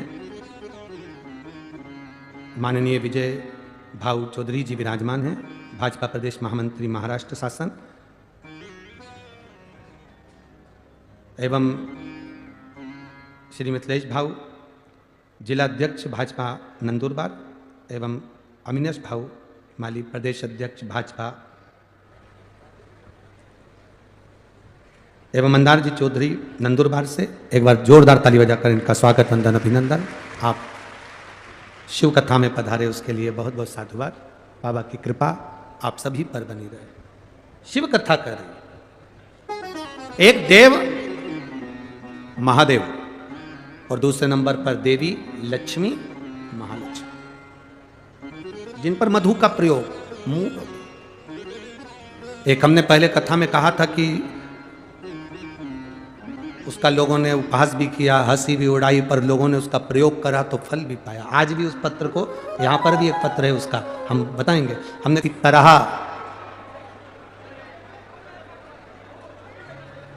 5 प्रदेशों में चुनाव होने जा रहे हैं, वोटिंग होने जा रही है। मैं संपूर्ण देशवासियों से, संपूर्ण प्रदेशवासियों से, जिन जिन प्रदेशों में वोट डाले जा रहे हैं, जिन जिन प्रदेशों में वोटिंग होने जा रही है, जिन जिन प्रदेशों में चुनाव लड़े जा रहे हैं, जिन जिन प्रदेशों में 17 तारीख को वोटिंग हो रही हो या किसी और तारीख को वोटिंग हो रही हो, उन संपूर्ण देश प्रदेशवासियों से निवेदन करूंगा, राष्ट्र के हित में, देश के हित में, भारत के हित में वोट डालने जरूर जाओ और वोटिंग जरूर करो। वोटिंग जरूर करिए, वोट जरूर डालिए। जैसे बेटी को वस्त्र का दान देते हो, जीवन में जैसे कन्या दान करते हो, अन्न दान करते हो, उसी तरह अपने जीवन में एक वोट का मतदान अवश्य करो और जिंदगी को सार्थक करो, अवश्य। आज कोई कह रहा था वहीं पर सुबह सुबह के टाइम पर, गुरुजी अभी तो शिव पुराण की लहर चल रही है, एक तरफा सियोर वाला महाराज की शिव पुराण की लहर चल रही है। हमने कहा भाई लोगों को गलत फहमी है, ये शिव पुराण की लहर नहीं है, ये शिव पुराण की मेहर है। ये लहर नहीं है। जो आज बच्चे बच्चे शंकर जी के मंदिर में जा रहे हैं, 1 लोटा जल चढ़ा रहे हैं, घर के बहू और बेटा भी एक शिव जी के मंदिर में जाते हैं, और मेरी माताएं भी अपने पति से भी कहती हैं कि 1 लोटा जल चढ़ाना फिर चले जाना दुकान। और कई पुरुषों को हमने देखा है दुकान जाते समय बोतल में पानी भरा हुआ है तो बोतल का पानी ही शिव जी को चढ़ाते हुए निकलते हुए चले जाते हैं। ये लहर नहीं है, ये मेहर है शंकर भगवान की। ये शिव जी ने आशीर्वाद दिया है शिव महापुराण के रूप में। ये भोलेनाथ जी ने तुम्हारा हस्त कमल पकड़ा है इस शिव पुराण के रूप में। ये शिव कृपा है, ये शंकर की उदारता, ये शंकर की दया है, ये करुणा है। मेरे शिव को आडंबर प्रिय नहीं है, ये निश्चित है। शंकर भगवान को आडंबर से मतलब है ही नहीं। शिव जी, कई लोग बहुत सारा अगर तिलक लगा लें, बहुत लंबे बाल बना लें और बहुत आड़े तिड़े वस्त्र पहन ले और सोचें कि हम भगवान को रिझा लें, हम भगवान के सही भगत हैं, तो ये भगवान कहते हैं मैं कपड़े से कभी प्रसन्न नहीं हुआ। कपड़े तो मेरे को प्रसन्नता लेते ही नहीं। हम कौन से कपड़े पहने जिससे भगवान प्रसन्न हो जाएं? शिव पुराण कहती है कपड़ा बदलने की जरूरत नहीं, कलेजा बदलने की जरूरत है, भगवान प्रसन्न हो जाएंगे। आप दिल तो बदलो, मन तो बदल ही नहीं पा रहे हो, चित्त तो बदल ही नहीं पा रहे हो, आपकी एकाग्रता तो बदल नहीं पा रहे हो, आप भगवान की शरणागति तो ग्रहण नहीं कर पा रहे हो, और कहते हो मैं परमात्मा को पाना चाहता हूं, मैं भगवान को अपना बनाना चाहता हूं। कई ऐसे लोग आते हैं जो हमसे भी कहते हैं भगवान तो तुम्हारा दिखता ही नहीं है। तुम इतनी बड़ी बड़ी कथा सुनाते हो, कभी भगवान आज तक हमको दिखा ही नहीं। भगवान को देखने की सोचना भी मती। भगवान को सुनो, भजन करो और श्रवण करो। देखना क्यों नहीं? कारण क्या होता है?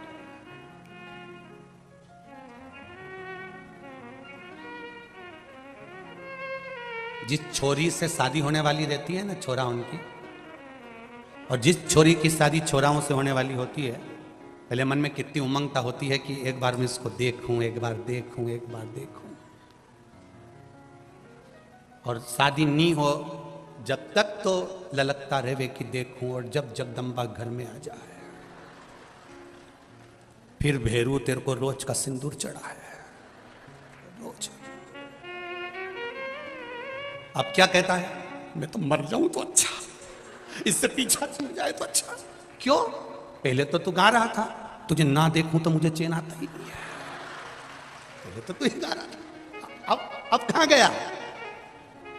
ये संसार है भाई। तुम्हारे पास में जो गाड़ी नहीं होती है, 2 व्हीलर 4 व्हीलर, जो कंपनी की गाड़ी तुम्हारे पास में नहीं है, उसको पाने की ललकता बढ़ती है। बोलो सही है कि गलत है? जब वो गाड़ी तुम्हारे दरवाजे पर आ जाती है तो 2, 4, 8 दिन, 15 दिन, महीने भर के बाद ललकता समाप्त। तुम्हारे पास में जो पर्दे नहीं होते, किसी क्या देखी आती हो तो ललकता बढ़ जाती है। पर्दे आ गए, ललकता समाप्त। फ्रिज नहीं है तो फ्रिज की लिए फ्रिज लाना, फ्रिज लाना, फ्रिज लाना, फ्रिज घर में आ गया, ललकता समाप्त। लोग कहते हैं कि परमात्मा क्यों नहीं दिखता। शिव महापुराण की कथा कहती है इसीलिए नहीं दिखता क्योंकि वो तुम्हारी ललकता समाप्त नहीं करना चाहता। वो चाहता है तुम्हारा भजन चलता है, वो चाहता है तुम्हारा स्मरण चलता रहे, वो चाहता है तुम एक लोटा जल चढ़ाते रहो, वो चाहता है तुम भजन करते रहो, वो चाहता है तुम कीर्तन करते रहो, वो चाहता है तुम राम कृष्ण का स्मरण करते रहो, वो चाहता है तुम शिव मंदिर जाते रहो। अगर एक बार उसने आकर दर्शन दे दिया तो तुम दूसरी बार फिर पाने की ललकता नहीं करोगे। फिर तुम सोचोगे मुझे तो भगवान मिल गया, मुझे तो भगवान मिल गया। लंकाधिपति रावण इसी अहंकार में फूल गया था कि मेरे पास सोने की लंका है, मेरे पास भोलेनाथ जी हैं, मेरे पास सोने की लंका है, मैंने सबको बंदी बना कर रखा है, मेरे पास सारे देवता हैं, मैंने नवग्रह को अपने हाथ से बंधन में बना कर रखा है, इंद्र को तो मैं कोने में रखता हूं, वरुण गरुण सबको मैं कोने में रखता हूं। ये रावण का अभिमान चरम सीमा तक पहुंच चुका था। इसलिए परमात्मा भगवान शिव ने भी रावण से कहा था, रावण तू बार बार मुझसे कहता है कि दर्शन दो दर्शन दो दर्शन दो, मैं तुझे दर्शन नहीं देना चाहता, कहीं तेरी ललकता समाप्त ना हो जाए।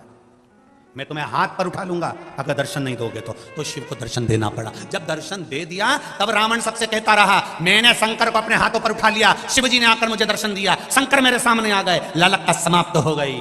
रावण का अभिमान ऊपर हो गया, अहंकार बढ़ गया, अभिमान बढ़ा और रावण समाप्त हो गया। आप भी ध्यान रखना, कोई तुमसे कहे तुम्हारा भगवान तो दिखता ही नहीं है, जबरदस्ती सियोर वाला महाराज लगा रहता है, एक लोटा पानी चढ़ा, लोटा भर पानी चढ़ा, भगवान दिखे तो मतलब। आज के नवयुवक लड़के कहते हैं, नवयुवक बेटा बेटी कहते हैं, हम कॉलेज पढ़ने वाले, हम सीए करने वाले, हम इंजीनियर, हम डॉक्टर बनने वाले, हम आईएएस की पढ़ाई करने वाले, हम भगवान को नहीं मानते। कहां है भगवान? भगवान को सामने लाकर खड़ा करो तो उनको समझा देना भगवान भजने के लिए है, भगवान श्रवण करने के लिए है, पर भगवान देखने के लिए इसलिए नहीं है क्योंकि तुम्हारे भीतर की ललकता ना समाप्त हो।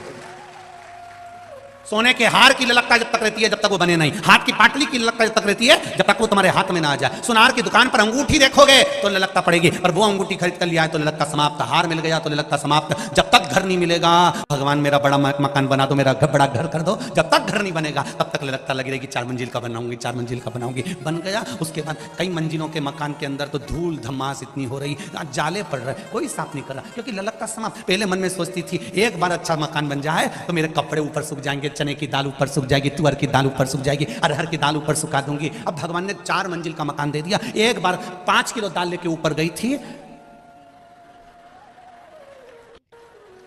जब नीचे आई दाल खाने के लायक नहीं, इतनी ललकता। गई थी ऊपर, बड़े अरमान से चढ़ी थी, बहुत अरमान से, और बहू से कह के भी गई थी तू भी ले आना थोड़ा सा सामान, कपड़े वपड़े सूखने के ऊपर ले आना। बहू के तुम ही जाओ, मैं नहीं जाऊंगी, नहीं गई। भगवान बहुत समझदार है, वो कहीं जाए, मैंने कहा डोकरी की चढ़ाई दो। अब बहू नीचे से कह रही है मम्मी आ जाओ, बहू नीचे से आवाज लग रही मम्मी चाय पीने आ जाओ, सास कह रही यहीं लिया, बहू की नहीं जाऊंगी, नहीं जाऊं, नहीं गई वो ऊपर। फिर शाम को धीरे धीरे सास 2-2 4-4 सीढ़ी नीचे उतर के आई। उन्हें कहा तूने हमारी चाय ला के नहीं दी, मुझसे चढ़ा नहीं जाए। फिर सास चिल्लाई कि मैं बुढ़िया होके इतनी ऊपर चढ़ गई तुझसे चढ़ा नहीं जाए। तो बहू कह दे मम्मी तुमने देसी घी खाया है। तो सास बोली तूने कुछ नहीं खाया। बहू बोली नहीं तुमने मेरा प्राण खाया है। क्या बोले तो बोले क्या, चलिए महाराज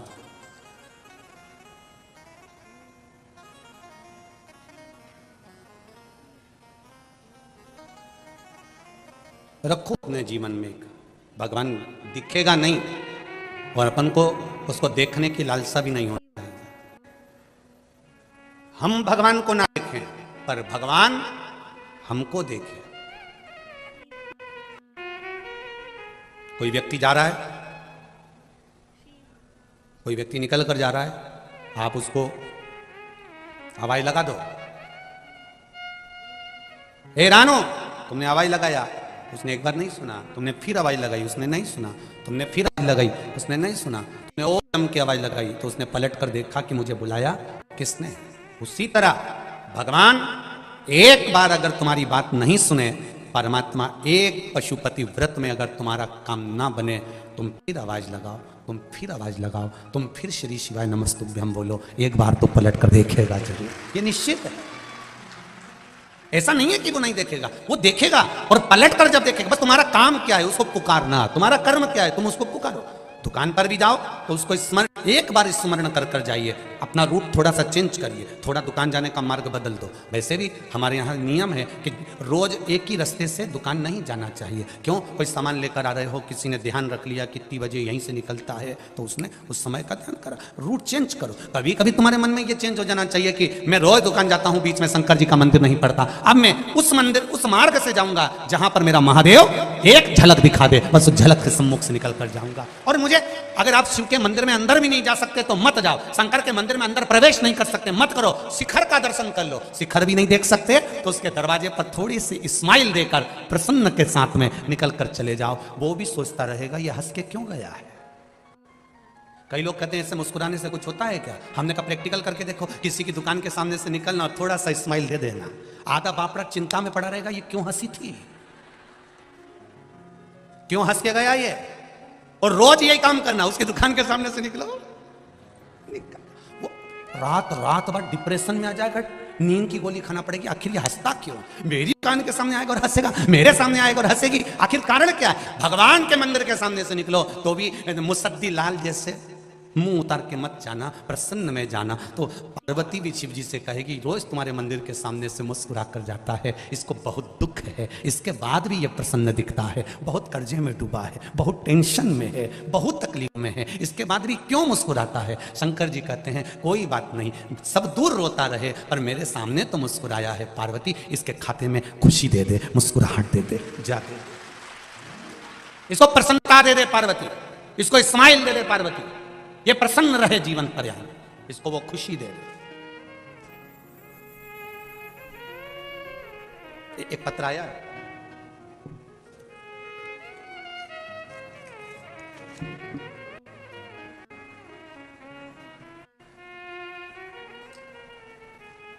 बहुत रंगीन पत्र बनाया रे। मैं विनोद सिंह सिसोदिया, कहीं बैठे हो तो हाथ हिलाइएगा। विनोद सिंह सिसोदिया, अच्छा कहाँ है? दोनों हाथ हिलाइए विनोद जी। ठीक है, ठीक है। श्री शिवाय नमस्तुभ्यम, रख लो हाथ नीचे रख लो विनोद जी। ग्राम नगला खान सिंह, पोस्ट मदनपुर, जिला फर्रुखाबाद, उत्तर प्रदेश का रहने वाला हूँ। गुरुजी मैं क्या खान करूँ भगवान देवादिदेव महादेव का। गुरुजी मुझे 2018 में कैंसर रोग हो गया था, मैं और घर वाले बहुत परेशान थे। गुरुजी मैंने 2018 में लखनऊ में इसका ऑपरेशन भी करवा लिया था। गुरुजी मेरी दवा बराबर चलती रही और 4 साल बाद फिर डॉक्टर ने दोबारा ऑपरेशन के लिए बोल दिया, मेरे को कैंसर वापस हो गया। जितना जल्दी हो सके आप ऑपरेशन करा लीजिए, डॉक्टर ने तारीख दे दी। 20 mm की वापस गठन हो गई गुरुदेव, तुरंत ऑपरेशन करवाना पड़ेगा, कैंसर ज़्यादा फैलते जा रहा है। गुरुजी मुझे कुछ समझ में नहीं आ रहा था कि मैं क्या करूं। हमने अपने घर वालों को जाकर बताया तो वो लोग भी बहुत परेशान हो गए। गुरुजी फिर मुझे किसी ने बताया कि आप सीहोर जाओ और कुबेरेश्वर धाम पर जाकर, हमने टीवी पर सुना है वहां से रुद्राक्ष लिया। गुरुजी 21 जुलाई दिन गुरुवार को हम सीहोर पहुंचे और वहां पर आपकी शिव पुराण चल रही थी। गुरुजी हमने वहां शिव पुराण सुनी, माथा टेका और शंकर भगवान से प्रार्थना करी जब मैं यहाँ से जाऊं तो मेरा कोई गठान नहीं निकले। गुरुजी हमने बहुत कोशिश करी पर रुद्राक्ष समय पर नहीं मिल पाया। जब रुद्राक्ष नहीं मिला तो सीहोर की भूमि को प्रणाम कर कर वहीं का एक कंकर उठा लिया। आप कहते हो कि कुबेरेश्वर धाम की भूमि पर कंकर शंकर है, हमने उसी कंकर को उठा लाए और हमने वही कंकर लेकर आए और चढ़ाकर रुद्राक्ष मानकर जल पीना चालू कर दिया। गुरुजी मैं दोबारा से चेकअप के लिए लखनऊ पहुंचा तो डॉक्टरों ने कहा आपके जो गठान 20 mm की थी वो गठान आपके भीतर है ही नहीं, पूरी गठान गल चुकी है, आपका कैंसर ठीक हो चुका है। ये शिव है। मैं विनोद सिंह सिसोदिया। सिसोदिया जी ठीक है अब आप? श्री शिवाय, बैठ जाइए, खुश रहिए, बैठिए। श्री शिवाय नमस्तुभ्यम, हर हर महादेव, बैठिए। अब मेरा कैंसर ठीक हो गया गुरुदेव, बाबा की कृपा इसी को कहते हैं। ये पत्र है, शिव की उदारता है, शंकर की करुणा। और पत्र बड़ा सुंदर बनाया रे सिसोदिया जी, बहुत सुंदर। श्री शिवाय नमस्ते। शिव कृपा होती है, आप उसका गुणगान करिए। फिर निवेदन करूंगा, आप शिव का मंदिर संभालो, आप शिव महापुराण की कथा संभालो, आप टीवी पर सम्मुख में बैठकर आस्था चैनल पर या फेसबुक पर 3 घंटे की कथा संभालो, मेरा महादेव आपको संभाल लेगा, यह निश्चित है। करो भजन उसका, करो स्मरण उसका।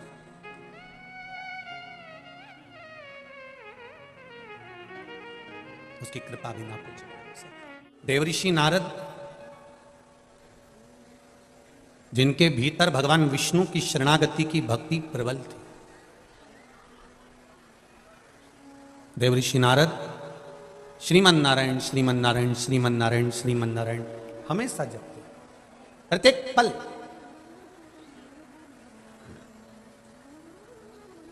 एक बात अपने जीवन में जरूर उतारना,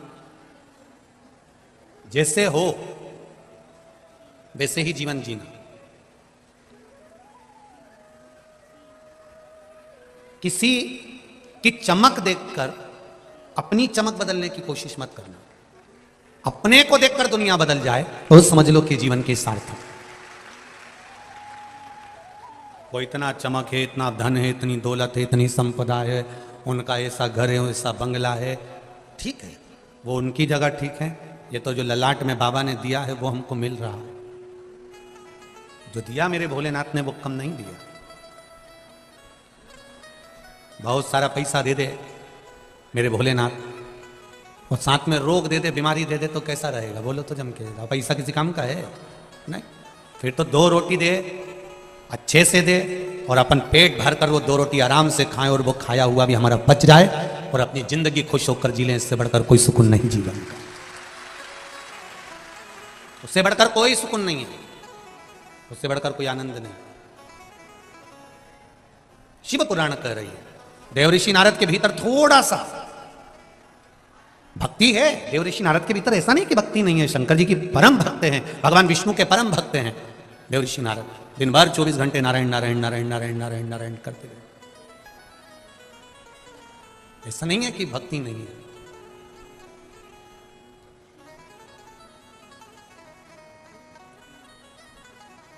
देवऋषि नारद के भीतर भक्ति तो है, भगवान विष्णु की भक्ति है, पर देवऋषि नारद को यह ज्ञात नहीं है कि भक्ति करो मना नहीं है, पर किसी को नीचा दिखाने का प्रयास मत करो। भजन करने की मना नहीं है, पर किसी को नीचा दिखाकर अगर भजन कर रहे हो तो उसका कोई महत्व नहीं।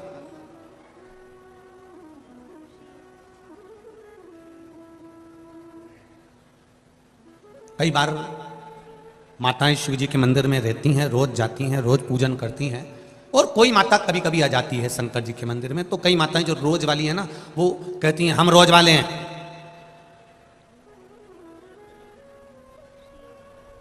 पहले हम पूजन करेंगे।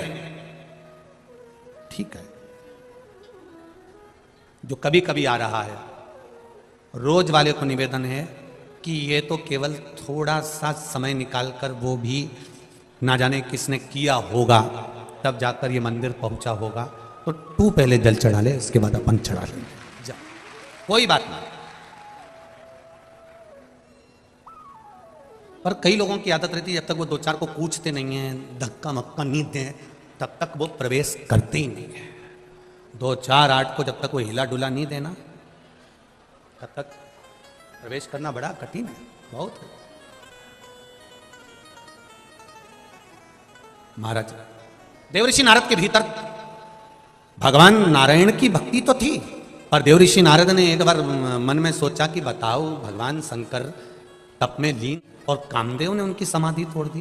बड़ा आश्चर्य की बात है, इतने बड़े देवता, बार बार लोग कहते हैं कि ब्रह्मा जी के पिता हैं भगवान विष्णु और भगवान विष्णु के पिता हैं भगवान शंकर। जब हमारा शास्त्र कह रहा है कि शिवजी ने सब कुछ दिया, शंकर ने वैकुंठ, शंकर ने लक्ष्मी, शिवजी ने ब्रह्मा जी को ब्रह्माणी दी है, शिवजी ने उनको कमल पुष्प पर रहने का आनंद दिया, शिवजी ने ब्रह्मा जी को बताया कि सृष्टि की रचना कैसे करना है, शंकर भगवान ने अपना अर्धनारीश्वर स्वरूप धारण कर कर ब्रह्मा जी को समझाया, ज्ञान दिया, इंद्र को इंद्र का सिंहासन दिया, गरुण वरुण सबको भगवान शिव ने दिया, भगवान शंकर ने दिया। फिर एक बात समझ में नहीं आती कि शिवजी कामदेव को नहीं जीत पाए। फिर समझ लेना मेरी जीजियां जितनी बैठी हैं इस कल्याणपुर कानपुर में जो कथा चल रही है, और जितने लोग आस्था चैनल पर सुन रहे हैं, जितने फेसबुक पर सुन रहे हैं, और जितने यहां सुन रहे हैं, और जितने बाउंड्री के बाहर सुन रहे हैं, आप लोग भी जरा ध्यान से सुनना। राम जी महाराज का विवाह मुहूर्त देखकर हुआ था। बोलो, हुआ था कि नहीं हुआ था? राज तिलक भी मुहूर्त देखकर हुआ।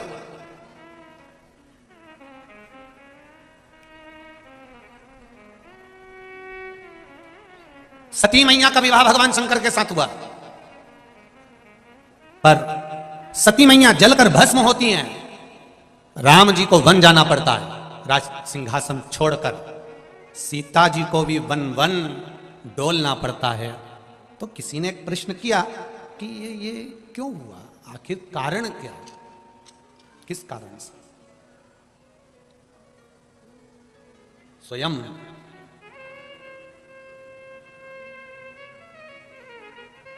भरत जी ने भी पूछ लिया था पूज्य गुरुदेव विश्वामित्र जी से, गुरुदेव वशिष्ठ बाबा से, अपने गुरुजनों से। और यही नहीं, जनकपुरी में भी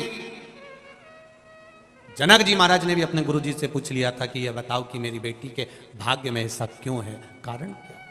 कहा, सुना हूं भरत भावी प्रबल। ये जो भाग्य में जो लिखा है, चाहे तुम देवता बनकर भी जन्म लोगे तो तुमको भोगना तो पड़ेगा।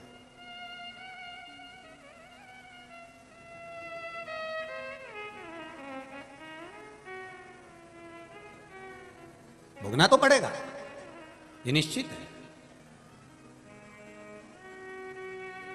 मंदिर जाओ मत जाओ तुम्हारी मर्जी है, लोटा भल के जल चढ़ाओ ना चढ़ाओ ये तुम्हारी मर्जी है, भजन करो ना करो ये तुम्हारी मर्जी है।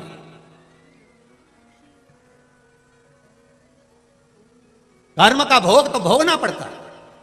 मेरे राम जी महाराज ने छुपकर बाली को मारा था, तो कृष्ण अवतार में बाली ने छुपकर भगवान कृष्ण को बाण मारा था।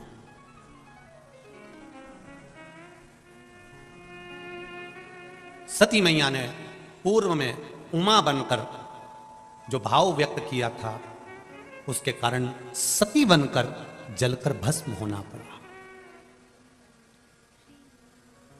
एक गर्भवती चिड़िया को कैद में रखा तो माता जानकी भी गर्भ में रही, तब उनको भी बन बन डुलना पड़ा। कर्म की गति है, कौन मिटा सकता है? ये भाग्य में लिखा हुआ तो भोगना तो पड़ता है।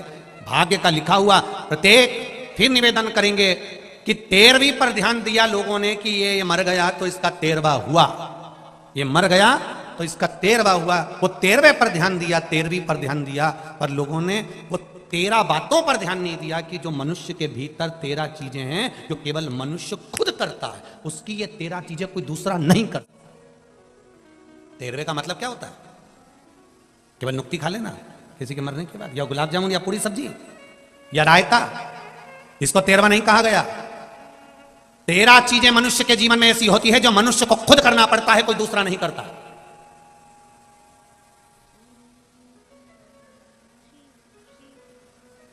इसलिए मरने के बाद 13वें का महत्व आता है, इसलिए मरने के बाद 12वें का महत्व आता है। क्यों? वो 13 चीजें हमारा सनातन धर्म कहता है। पहला, भोजन मनुष्य को खुद करना पड़ता है। दूसरा, खा के बैठ जाएगा और तू उसका हाथ पकड़ ले तो तेरे शरीर में नहीं आएगा। बोलो री जी जियो, सही है? अगर ऐसा होता तो आज शादी में सबसे ज्यादा बचत होती। पति तुम्हारा समोसा खाता, तुम सिर पे पल्लू लेके उसको टच करके घूमती। एक प्लेट का भोजन बच गया कि नहीं बच गया? सवेरे पत्नी चाय पीती, पति उसको टच कर लेता, पी ले तू पी ले, मैं तुझे टच करा। बचता कि नहीं बचता? सनातन धर्म में 13वें के महत्व को समझो कि किसी के मरने के बाद 13वां क्यों होता है, किसी के मरने के बाद 12वां क्यों होता है। उस 13वां के 13 चीजें हमारे सनातन धर्म ने दी है कि ये 13 मनुष्य खुद करे तो फायदा है, दूसरा नहीं कर सकता। पहले नंबर पर भोजन स्वयं को करना पड़ता है, दूसरे नंबर पर प्यास, पानी खुद को पीना पड़ता है। पड़ोसी पानी पिएगा तो तुमको तृप्ति नहीं मिलेगी। तीसरे नंबर पर है खांसी। अब तुम्हें खांसी आ रही है, तुम पड़ोसन से कहे तू खांस ले, खांस, पड़ोसन खांस लेगी तो तेरी खांसी ठीक हो जाएगी? नहीं, खांसना भी खुद को पड़ता है। छींकना, जैसे ही छींकाए इतने में तुम्हारे पति से छींका, छींकेगा, छींकना भी स्वयं पड़ता है। नींद, तुम्हारे बत्तल का कोई दूसरा सो भी जाएगा ना तो तुम्हें लाभ नहीं मिलेगा। नींद भी स्वयं को ही लेना पड़ेगा, स्वयं को नींद लेना स्वयं। 5वें नंबर पर, 6ठे नंबर पर आती है फिर उबासी। जो आप मुंह खोलकर उबासी लेते हो, ये भी कोई दूसरा नहीं ले सकता, ये अपने को खुद की लेना पड़ेगी। फिर आया दुख। तुम्हारा लिखा है बहू डॉक्टर के पास ले जाएगी, दवाई दे देगी, दलिया बना देगी, थूली बना देगी, 1 गिलास दूध दे देगी, पर दुख तो तुमको झेलना पड़ेगा। दांत में तकलीफ हुई तो बहू से कह दो तू झेल ले, वो दलिया खा लेगी, दूध भी पी जाएगी 1 गिलास भर के, पर तकलीफ तो खुद को झेलना, कोई दूसरा नहीं झेलेगा। सुख ये भी हम स्वयं झेल सकते हैं, कोई दूसरा नहीं। रोना, हमारे बत्तल का दूसरा नहीं रोएगा, तुम्हें देखकर भले रो लेगा, पर रोना भी हमारा खुद का है, हंसना भी हमारा खुद का है। 11वें नंबर पर है नित्य क्रिया, प्रातः के समय की, वह भी हमारी खुद की, कोई दूसरा नहीं कर सकता। फिर है पीड़ा सहन करना। अपनी पीड़ा को अपन स्वयं सह सकते हैं, कोई दूसरा नहीं सह सकता। आप कह दो, आप किसी को बोल सकते हो मुझे ये पीड़ा हो रही है, आप किसी को कह सकते हो मुझे ये दुख है, मुझे ये तकलीफ है, मुझे ये कष्ट है, पर पीड़ा सहना आपको ही पड़ेगी, कोई दूसरा नहीं सह सकता। फिर 13वें नंबर पर आया है भजन। आपका भजन आपको खुद करना पड़ेगा, कोई दूसरा नहीं कर सकता, आपके हिस्से का आपको ही करना। ये 13 मनुष्य के कर्म हैं जो मनुष्य को खुद करना पड़ते हैं, कोई दूसरा नहीं करता। जब मनुष्य ये 13 में से 12 जैसे आपने अपने लिए करा है, उसी तरह 13वें नंबर का भजन भी आपको खुद को अपने लिए करना पड़ेगा। कोई कह दे कि साहब वो दादाजी मर गए और उनके निमित्त से हमने पंडित जी को भोजन कराया, पंडित जी भोजन कर लेंगे, मना नहीं है, पंडित जी को भोजन करने में मना नहीं, ब्राह्मण भोजन कर लेगा, मना नहीं है, पर निवेदन है, भोजन करने की मना नहीं है, उसके निमित्त के भोजन करने की मना नहीं, पर जीते जी अपने द्वारा किया हुआ कर्म का भोग अपने को भोगना है, स्वयं के लिए।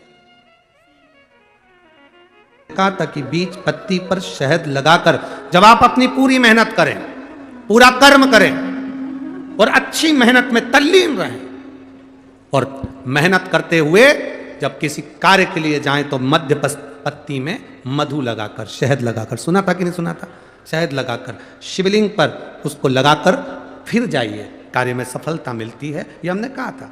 अब दुनिया के लोग भले हंसे, पर जिन्होंने स्कंद पुराण पढ़ी हो, कूर्म पुराण पढ़ी हो, लिंग पुराण पढ़ी हो, मत्स्य पुराण पढ़ी हो, और जिसने कभी जिंदगी में एक बार शिव महापुराण का स्मरण करा हो या देवी भागवत का स्मरण करा हो, तो उसमें मधु का, शहद का बड़ा महत्व बताया गया।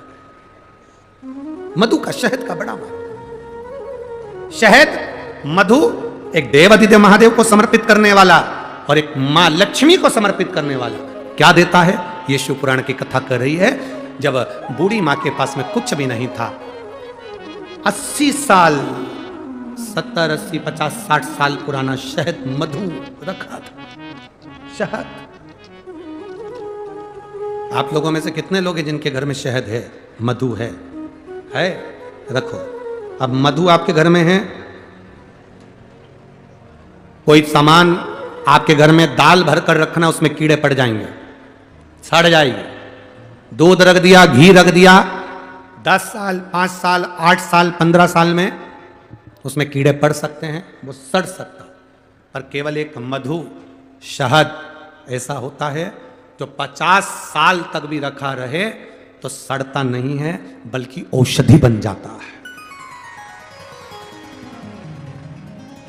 शहद अगर 40 साल का भी रखा है, मधु अगर 30 साल 50 साल का भी रखा है, तो वो औषधि का काम करता है। और केवल मधु, शहद डब्बे में जैसे औषधि का काम करता है, वैसे ही हमारी जिह्वा में भी अगर हम शहद, वो कहते हैं ना कि शहद जैसी वाणी बोलते हैं, जो शहद जैसी वाणी बोलता है वही दुनिया पर राज्य कर पाता है, जो कड़वा बोलता है वो राज्य नहीं कर पाता। शहद जैसी वाणी। तो उस मधु का बड़ा प्रयोग है, मधु की बड़ी विशेषता। एक देवाधिदेव महादेव में और एक देवियों में महालक्ष्मी, देवियों में महालक्ष्मी। कभी प्रयास करना, प्रयोग कर कर देखना।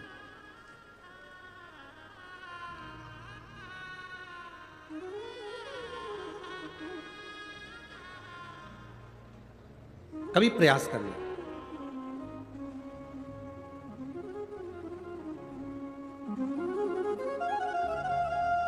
जब तुम्हें लगे जिंदगी में कि बहुत हाथ तंग चल रहा है और बहुत तकलीफ की जिंदगी चल रही, बहुत तकलीफ, बहुत कष्टमय जीवन चल रहा है, बहुत कष्ट चले और कर्जा बढ़ते जा रहा हो, टेंशन ही टेंशन पूरी जिंदगी में हो रहा हो, कहीं से संपदा आ नहीं रही हो, धक्के की जिंदगी चल रही हो, तो एक बार मधु का प्रयोग कर कर देखना। महालक्ष्मी की अगर पूजन कर रहे हो देव दीपावली पर या दीपावली पर, तो पान के पत्ते पर एक शहद की बिंदी रखकर लक्ष्मी जी को भोग लगाइए और शंकर जी के मंदिर में उसी दीपावली को या देव दीपावली पर शंकर भगवान के शिवलिंग पर एक पत्ते पर या पुष्प पर एक बूंद शहद लगाकर शिव जी को समर्पित कर कर देखिए। अगला वर्ष तक इंतजार करना, बाबा आपकी जिंदगी में चार चांद ना लगा दे उस मधु के बल पर, तो आनंद के लिए प्रयास करिए।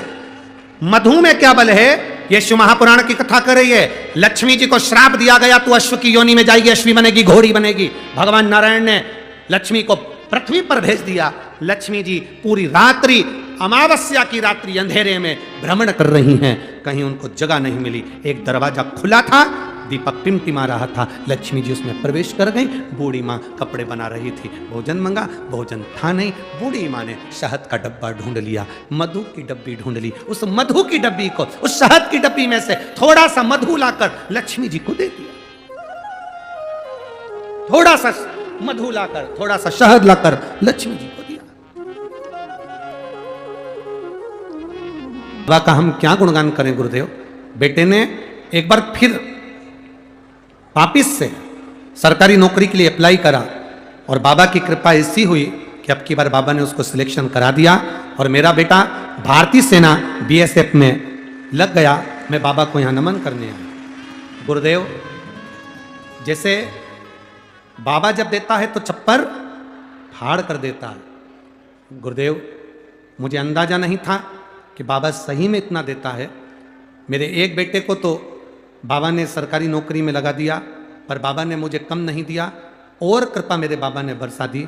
और जो मेरा बाबा ने दूसरी कृपा करी मेरे दूसरे बेटे पर भी, आज बाबा की कृपा इतनी है गुरुदेव कि दुनिया के लोग हंसते थे, पर मेरे बाबा ने जो दिया मेरे दोनों बच्चों को ही उन्होंने काम से लगा दिया और बाबा की कृपा मुझ पर हुई। मैं बाबा को नमन करने आया हूं। आपने एक लाइन कही थी गुरुदेव, खुद को महादेव से जोड़ दो और बाकी का सब महादेव पर छोड़ दो, तो बाबा संभालता जरूर है। बैठिए माँ, एक पत्र और बड़ा सुंदर आया है। मैं अश्वनी निनाद पाटिल, धूलिया साकरी रोड से हूँ। कहीं बैठी हो तो हाथ हिला सकती हैं, अगर कहीं बैठी हो तो हाथ हिला सकती हैं। अश्वनी निनाद पाटिल, धूलिया साकरी रोड से बोल हूँ मैं। मेरे पति निनाद सुरेश पाटिल, जो कि भाजपा युवा मोर्चा उपाध्यक्ष धूलिया से हैं। हमारी शादी 2021 में हुई थी गुरुदेव। इसमें हमारी शादी को कई साल बीत गए और पेट में गठानें हो गई थी। गठान में से एक गठान जो कि पूरी तरह से फट चुकी थी, वो गठान पूरी की तरह से ब्लास्ट हो चुकी थी, उसका पॉइजन पेट के अंदर फैल गया था। उस गठान को तो निकलवा दिया, पस निकलवा दिया। डॉक्टर के हिसाब से डॉक्टर ने कह दिया था कि मैं कभी मां नहीं बन सकती, क्योंकि आपके पेट में जो गठान का जहर, गला पकड़ रहा है बाबू, गठान का जो जहर है वो पॉइजन बन गया था, जिससे तुम्हारा बच्चा जानी खराब हो चुकी है। आपको कभी संतान का सुख नहीं आएगा। किसी ने हमसे कहा कि सफेद आंकड़े की जड़ का प्रयोग करो, बाबा की कृपा का क्या गुणगान करूं गुरुदेव। हमने सफेद आंकड़े की जड़ का प्रयोग करा और बाबा की कृपा से गर्भ ठहरा और बाबा की कृपा से मेरे यहां संतान की प्राप्ति हुई। बच्चा लाए हो, ले आओ, ले आओ।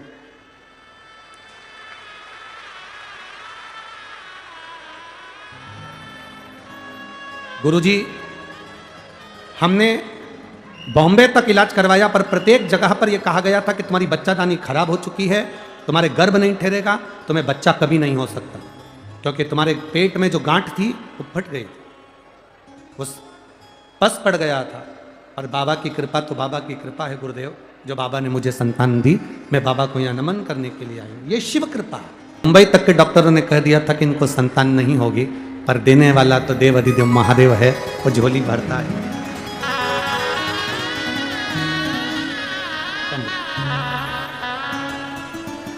खाली ना जाता कोई दर से तुम्हारे। एक पत्र बड़ा विचित्र।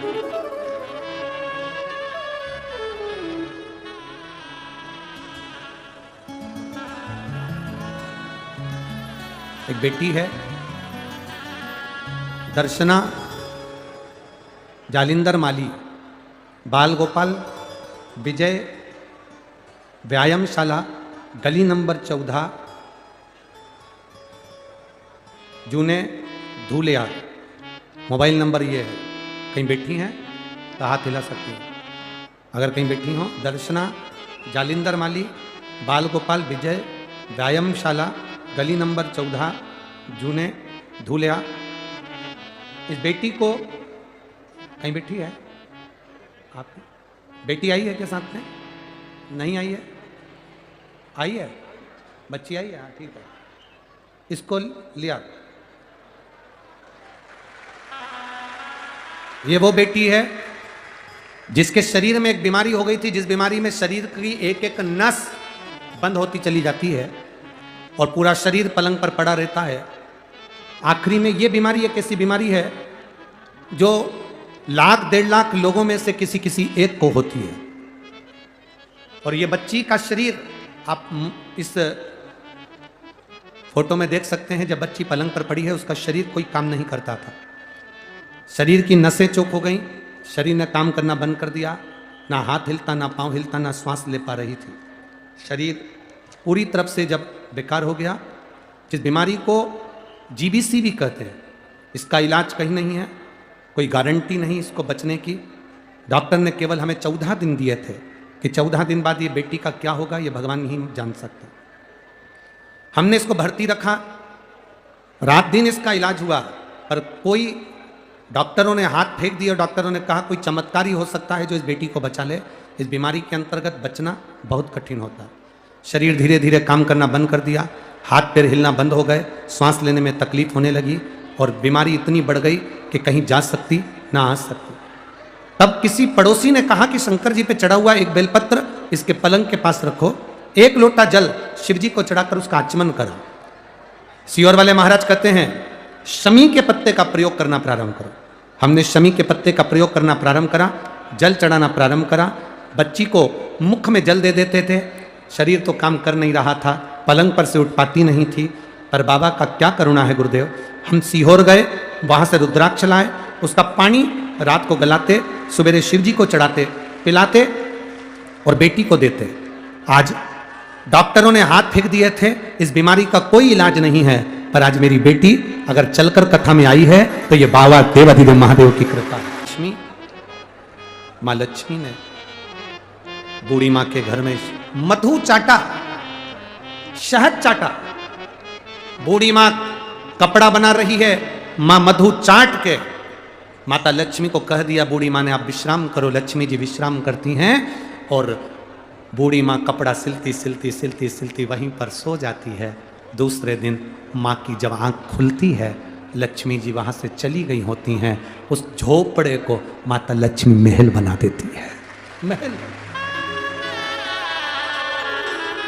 एक मधु शहद, दीपावली की रात्रि में शंकर भगवान को चढ़ाया गया शहद, लक्ष्मी जी को भोग लगाया गया शहद, या देव दीपावली के दिन माता लक्ष्मी को लगाया गया शहद का भोग, शहद का प्रसाद, माता लक्ष्मी को दी गई एक बूंद शहद हमारी जिंदगी की सार्थकता को सिद्ध कर देती है। एक बूंद शहद। जैसे लक्ष्मी जी को दिया गया एक बूंद शहद, शिव जी को दिया गया एक बूंद शहद तुम्हारी जिंदगी को सार्थक बना देती है, उससे तब तुम्हें अंदाजा लगेगा कि वहां तुम्हारे नहीं रहने पर या तुम समय पर जाते हो, उस समय तो सब कुछ अच्छा मिलता है, पर जब तुम समय से हटकर जाते हो तो तुम्हें अंदाजा लगेगा कि जो तुम देखोगे कि मेरा कितना घाटा हो रहा है या मेरा कितना फायदा हो रहा है, वो तुम्हें सम्मुख में नजर आएगा, वो तुम्हें सामने दिखेगा।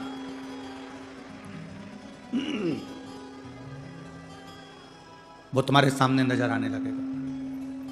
शिव कथा कहती है, भगवान शंकर का संवाद कर रहा है, शिव महापुराण की कथा कर रही।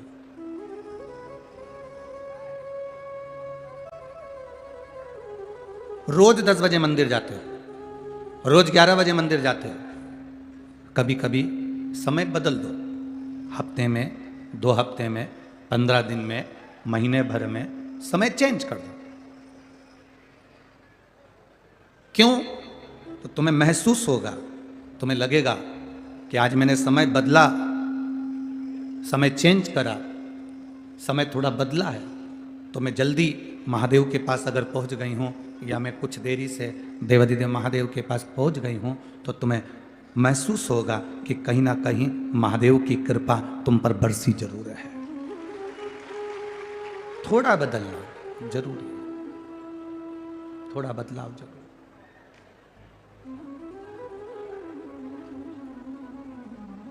जाओ शिव के मंदिर, रोज जाओ, भगवान के दरवाजे पर रोज पहुंचो, प्रतिदिन जाओ, पर महीने भर में, हफ्ते भर में एक आध दिन आगे पीछे थोड़ा चेंज करो।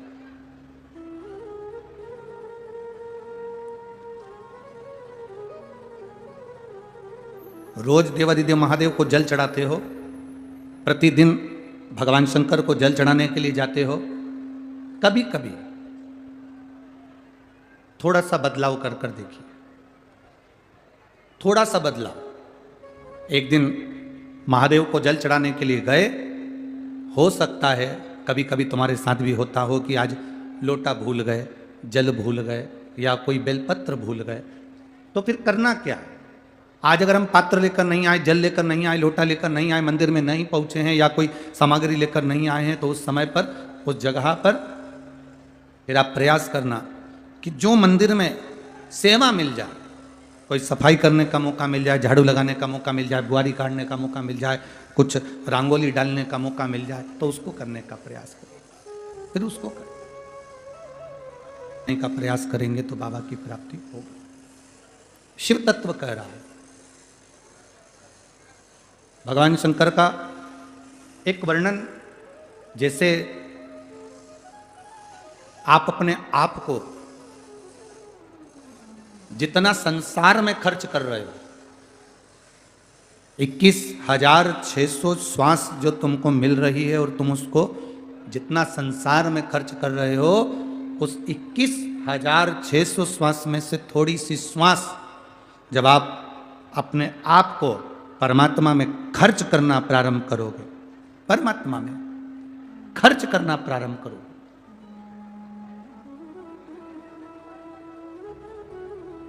अपनी 21,600 श्वास में से कुछ श्वास जब आप परमात्मा में खर्च करेंगे, मंदिर जाना, शिवालय जाना, देवालय जाना, कोई परमार्थ का कार्य करना,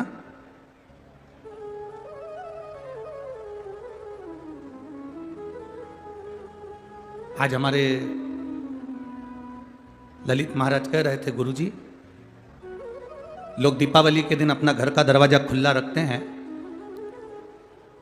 और दिया लगाते हैं दरवाजे पर। हमने 2-4 लोगों से पूछा कि आप अपना घर का दरवाजा खुला रखते हो, दिया लगाते हो दीपावली के दिन, इससे क्या होता है? तो उन्होंने कहा इससे लक्ष्मी आती है।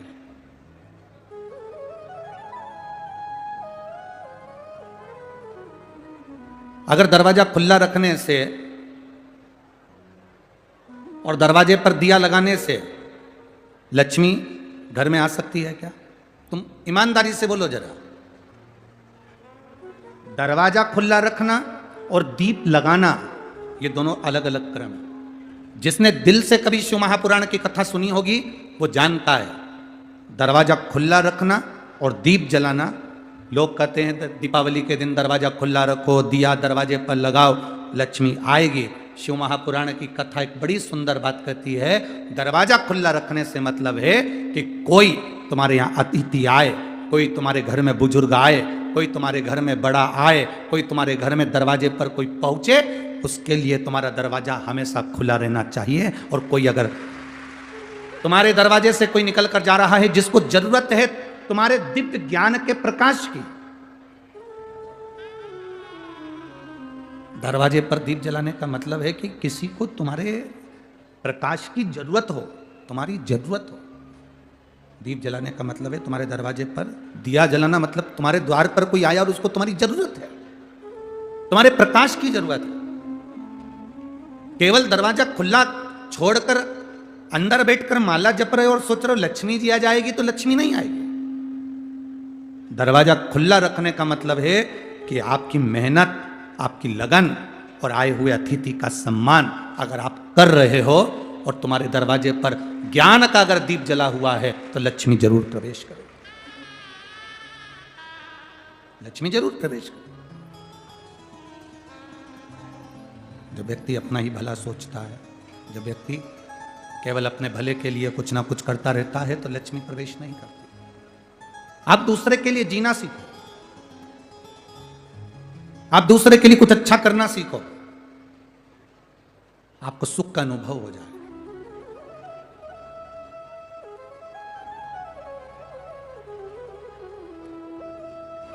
आपको एक आनंद का अनुभव हो जाएगा। हमने जब पहले दिन जब हम यहाँ धूलिया नगर में पहुंचे थे और शाम के समय पर जब वो स्वागत का क्रम जब चल रहा था और लोग बहुत सारी भीड़ में बहुत सारे भक्त लोग चल रहे थे, हमने देखा एक भैया जो वो अग्रवाल जी हैं और क्या नाम है उनका, जो हमारे बाजू में खड़े हुए थे उस गाड़ी में, इधर साइड में, इधर तो वो आविष्कार थे और इधर वो अग्रवाल जी थे, क्या नाम उनका, अनूप अग्रवाल। तो हम देख रहे थे, उन्होंने कई लोगों को इशारा करा, वो आए, प्रणाम करे, चले गए। फिर उन्होंने किसी को बुलाया, फिर उन्होंने प्रणाम करा, फिर चले। फिर उन्होंने किसी को बुलाया, उन्होंने प्रणाम करा, चले गए। अर्थात जो दूसरे के लिए प्रयास करता है, जो दूसरे के लिए जीता है, तो परमात्मा भी उस पर एक ना एक दिन कृपा जरूर करता है निश्चित। जो दूसरे के लिए जीना सीखा है उस पर परमात्मा की कृपा हुई है, उस पर परमात्मा की दया हुई है। दीप लगा देना दरवाजे पर, मतलब इसका मतलब है कि हम दूसरे के लिए जीना सीखें, हम दूसरे के लिए कुछ करना सीखें, केवल स्वयं के लिए नहीं। जब हम अपनी श्वासों को, अपने आप को परमात्मा पर खर्च करते हैं, हम अपना समय जब परमात्मा को देते हैं, हम अपनी 21,600 श्वास जब परमात्मा पर खर्च करते हैं, तब दुनिया के लोग गूगल में आपको सर्च करते हैं कि आखिर अपनी श्वास परमात्मा को दे कौन रहा है। जिसने भगवान को समय दिया, जिसने भगवान के लिए अपने आप को पूरा खर्च कर दिया, दुनिया ने सर्च उसी को करा। वो खोजते हैं गूगल पर, वो देखते हैं।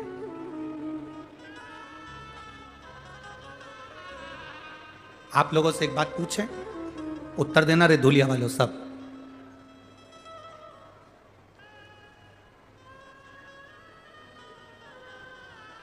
आज के जमाने में मकान बनाना कठिन है क्या? जम के बोलो जरा। नहीं। बैंक से लोन लो, बना। बोलो सही है कि गलत है? आज के जमाने में 2 व्हीलर गाड़ी लाना, 4 व्हीलर गाड़ी लाना सरल है कि कठिन है?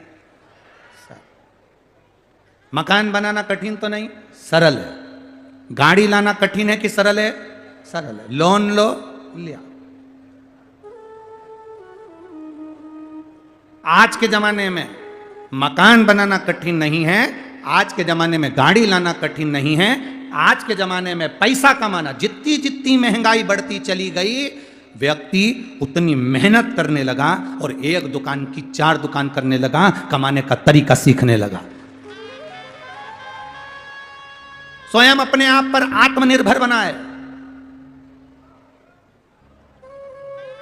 स्वयं कमा रहा है, आत्मनिर्भरता उसने धारण कर ली।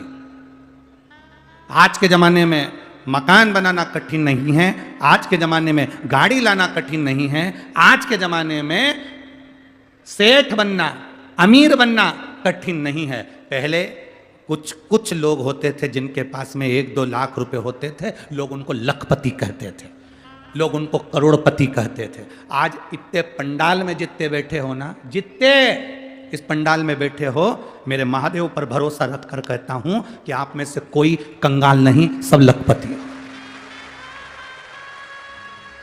किसी के पास में 1 लाख होगा, किसी के पास में 50,000 से ऊपर होगा। लखपति बनने का आज के जमाने में पैसा कमाना कठिन नहीं है, अमीर बनना कठिन नहीं है, बंगला बनाना कठिन नहीं है, दुकान बनाना कठिन नहीं है, कमाई करना कठिन नहीं है।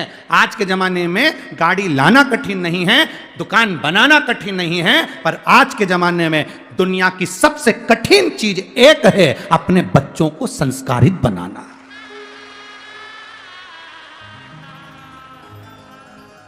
अच्छे अच्छे धनपति के बेटे जिनके पास में करोड़ों का धन है, उनके बेटे भी मय खाने में और होटल में पड़े मिलते हैं, मय खाने में और होटल में पड़े मिलते हैं। बहुत बहुत करोड़पति के बेटे भी कहीं ना कहीं गलत व्यसन में डूबे मिलते हैं, गलत व्यसन में पड़े हुए मिलते हैं। धन कमाना कठिन नहीं भाई, सेठ बनना कठिन नहीं, अमीर बनना कठिन नहीं, दुकान बनाना कठिन नहीं, मकान बनाना कठिन नहीं, जेवर बनाना कठिन नहीं, प्रॉपर्टी खरीदना कठिन नहीं, पर दुनिया का सबसे कठिन काम है कि अपनी जो जिंदगी की पूंजी है, अपनी जो औलाद है, अपने जो बच्चे हैं, इनको संस्कारित बनाना, ये दुनिया का सबसे कठिन काम है, सबसे कठिन। आपके बच्चे अगर संस्कारित हैं, आपको प्रणाम कर रहे हैं, आपको नमन कर रहे हैं, आपका कहना मान रहे हैं, आपके मुंह पर कभी मुंह नहीं चला रहे, आप सोफे पर बैठे हो, आपके बच्चे आपकी मर्यादा रखकर खड़े हुए हैं, साथ में नहीं बैठ पा रहे, नीचे बैठ जाते हैं। आपके बच्चे आपके कहने पर चल रहे हैं, आपके बच्चे से आपने कह दिया लोटा उठा जल शंकर जी को चढ़ा के जा, एक बार बच्चे के मुंह से ना निकले मम्मी मैं नहीं चढ़ाने जाऊंगा, मम्मी मैं ये काम नहीं करूंगा, मम्मी मैं ये सामान नहीं लाऊंगा, मम्मी मैं पानी भरकर नहीं लाऊंगा, मम्मी ये काम नहीं करूंगा। अगर आपके बच्चे आपके कहने पर चल रहे हैं, आपके बच्चे आपका कहना मान रहे हैं, आपके बच्चे अगर संस्कारित हैं, तो दुनिया के सबसे बड़े अमीर अरबपति आप हैं। दुनिया के सबसे बड़े अमीर अरबपति आप हैं। और अगर आपके बच्चे आपके विपरीत में चल रहे हैं, बच्चों से कहा गलत जगह मत जाओ, नहीं मानते, गलत संगत में मत पढ़ो, नहीं मानते, बच्चे सुनते नहीं हैं, भाई बहुत कठिन है, बहुत कठिन।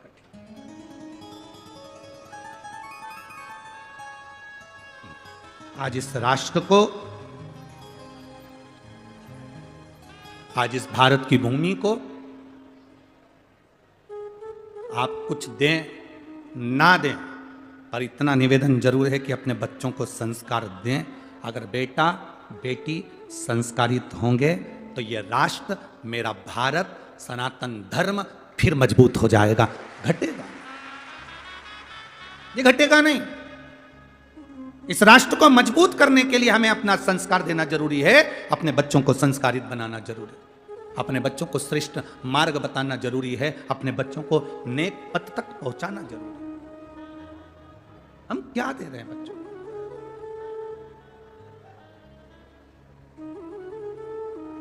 हम एक पत्र लाना भूल गए, जहां हम चेतन जी मंडोरा जी के यहाँ हम रुके हुए हैं, तो जिस कक्ष में हम रुके हुए हैं उस कक्ष में वो पत्र रखा हुआ है। एक माँ ने उस पत्र में लिखा, अगर वो यहाँ बैठी हो तो खड़ी हो सकती है। उस पत्र में उसने लिखा, मेरा पति कभी भगवान को नहीं मानता था, मेरा पति कभी भगवान को नहीं मानता था, हम मंदिर जाते थे तो मना करता था। अब इतना वो नशा करता था, इतना खाने पीने में लगा रहता था कि पूरा घर बर्बाद हो रहा था। तब क्या करा जाए, तब क्या करा जाए। अब हम हमारे पति से बस हमने जिंदगी में एक ही निवेदन करा कि अपन सीहोर चलते हैं, वहाँ से रुद्राक्ष लेकर आते हैं। हम हमारे पति को जैसे तैसे मना कर सीहोर ले गए, वहाँ से रुद्राक्ष लिया, उन्होंने वो रुद्राक्ष वहाँ रखा। हमने कंकर शंकर की पूजन करी, हमारे पति ने वो रुद्राक्ष की पूजन करी और वही रुद्राक्ष मेरे पति ने गले में धारण कर लिया। गुरुजी आज 2.5 साल हो गए, मेरे पति ने न मदिरा को हाथ लगाया न मांस को हाथ लगाया। वो पत्र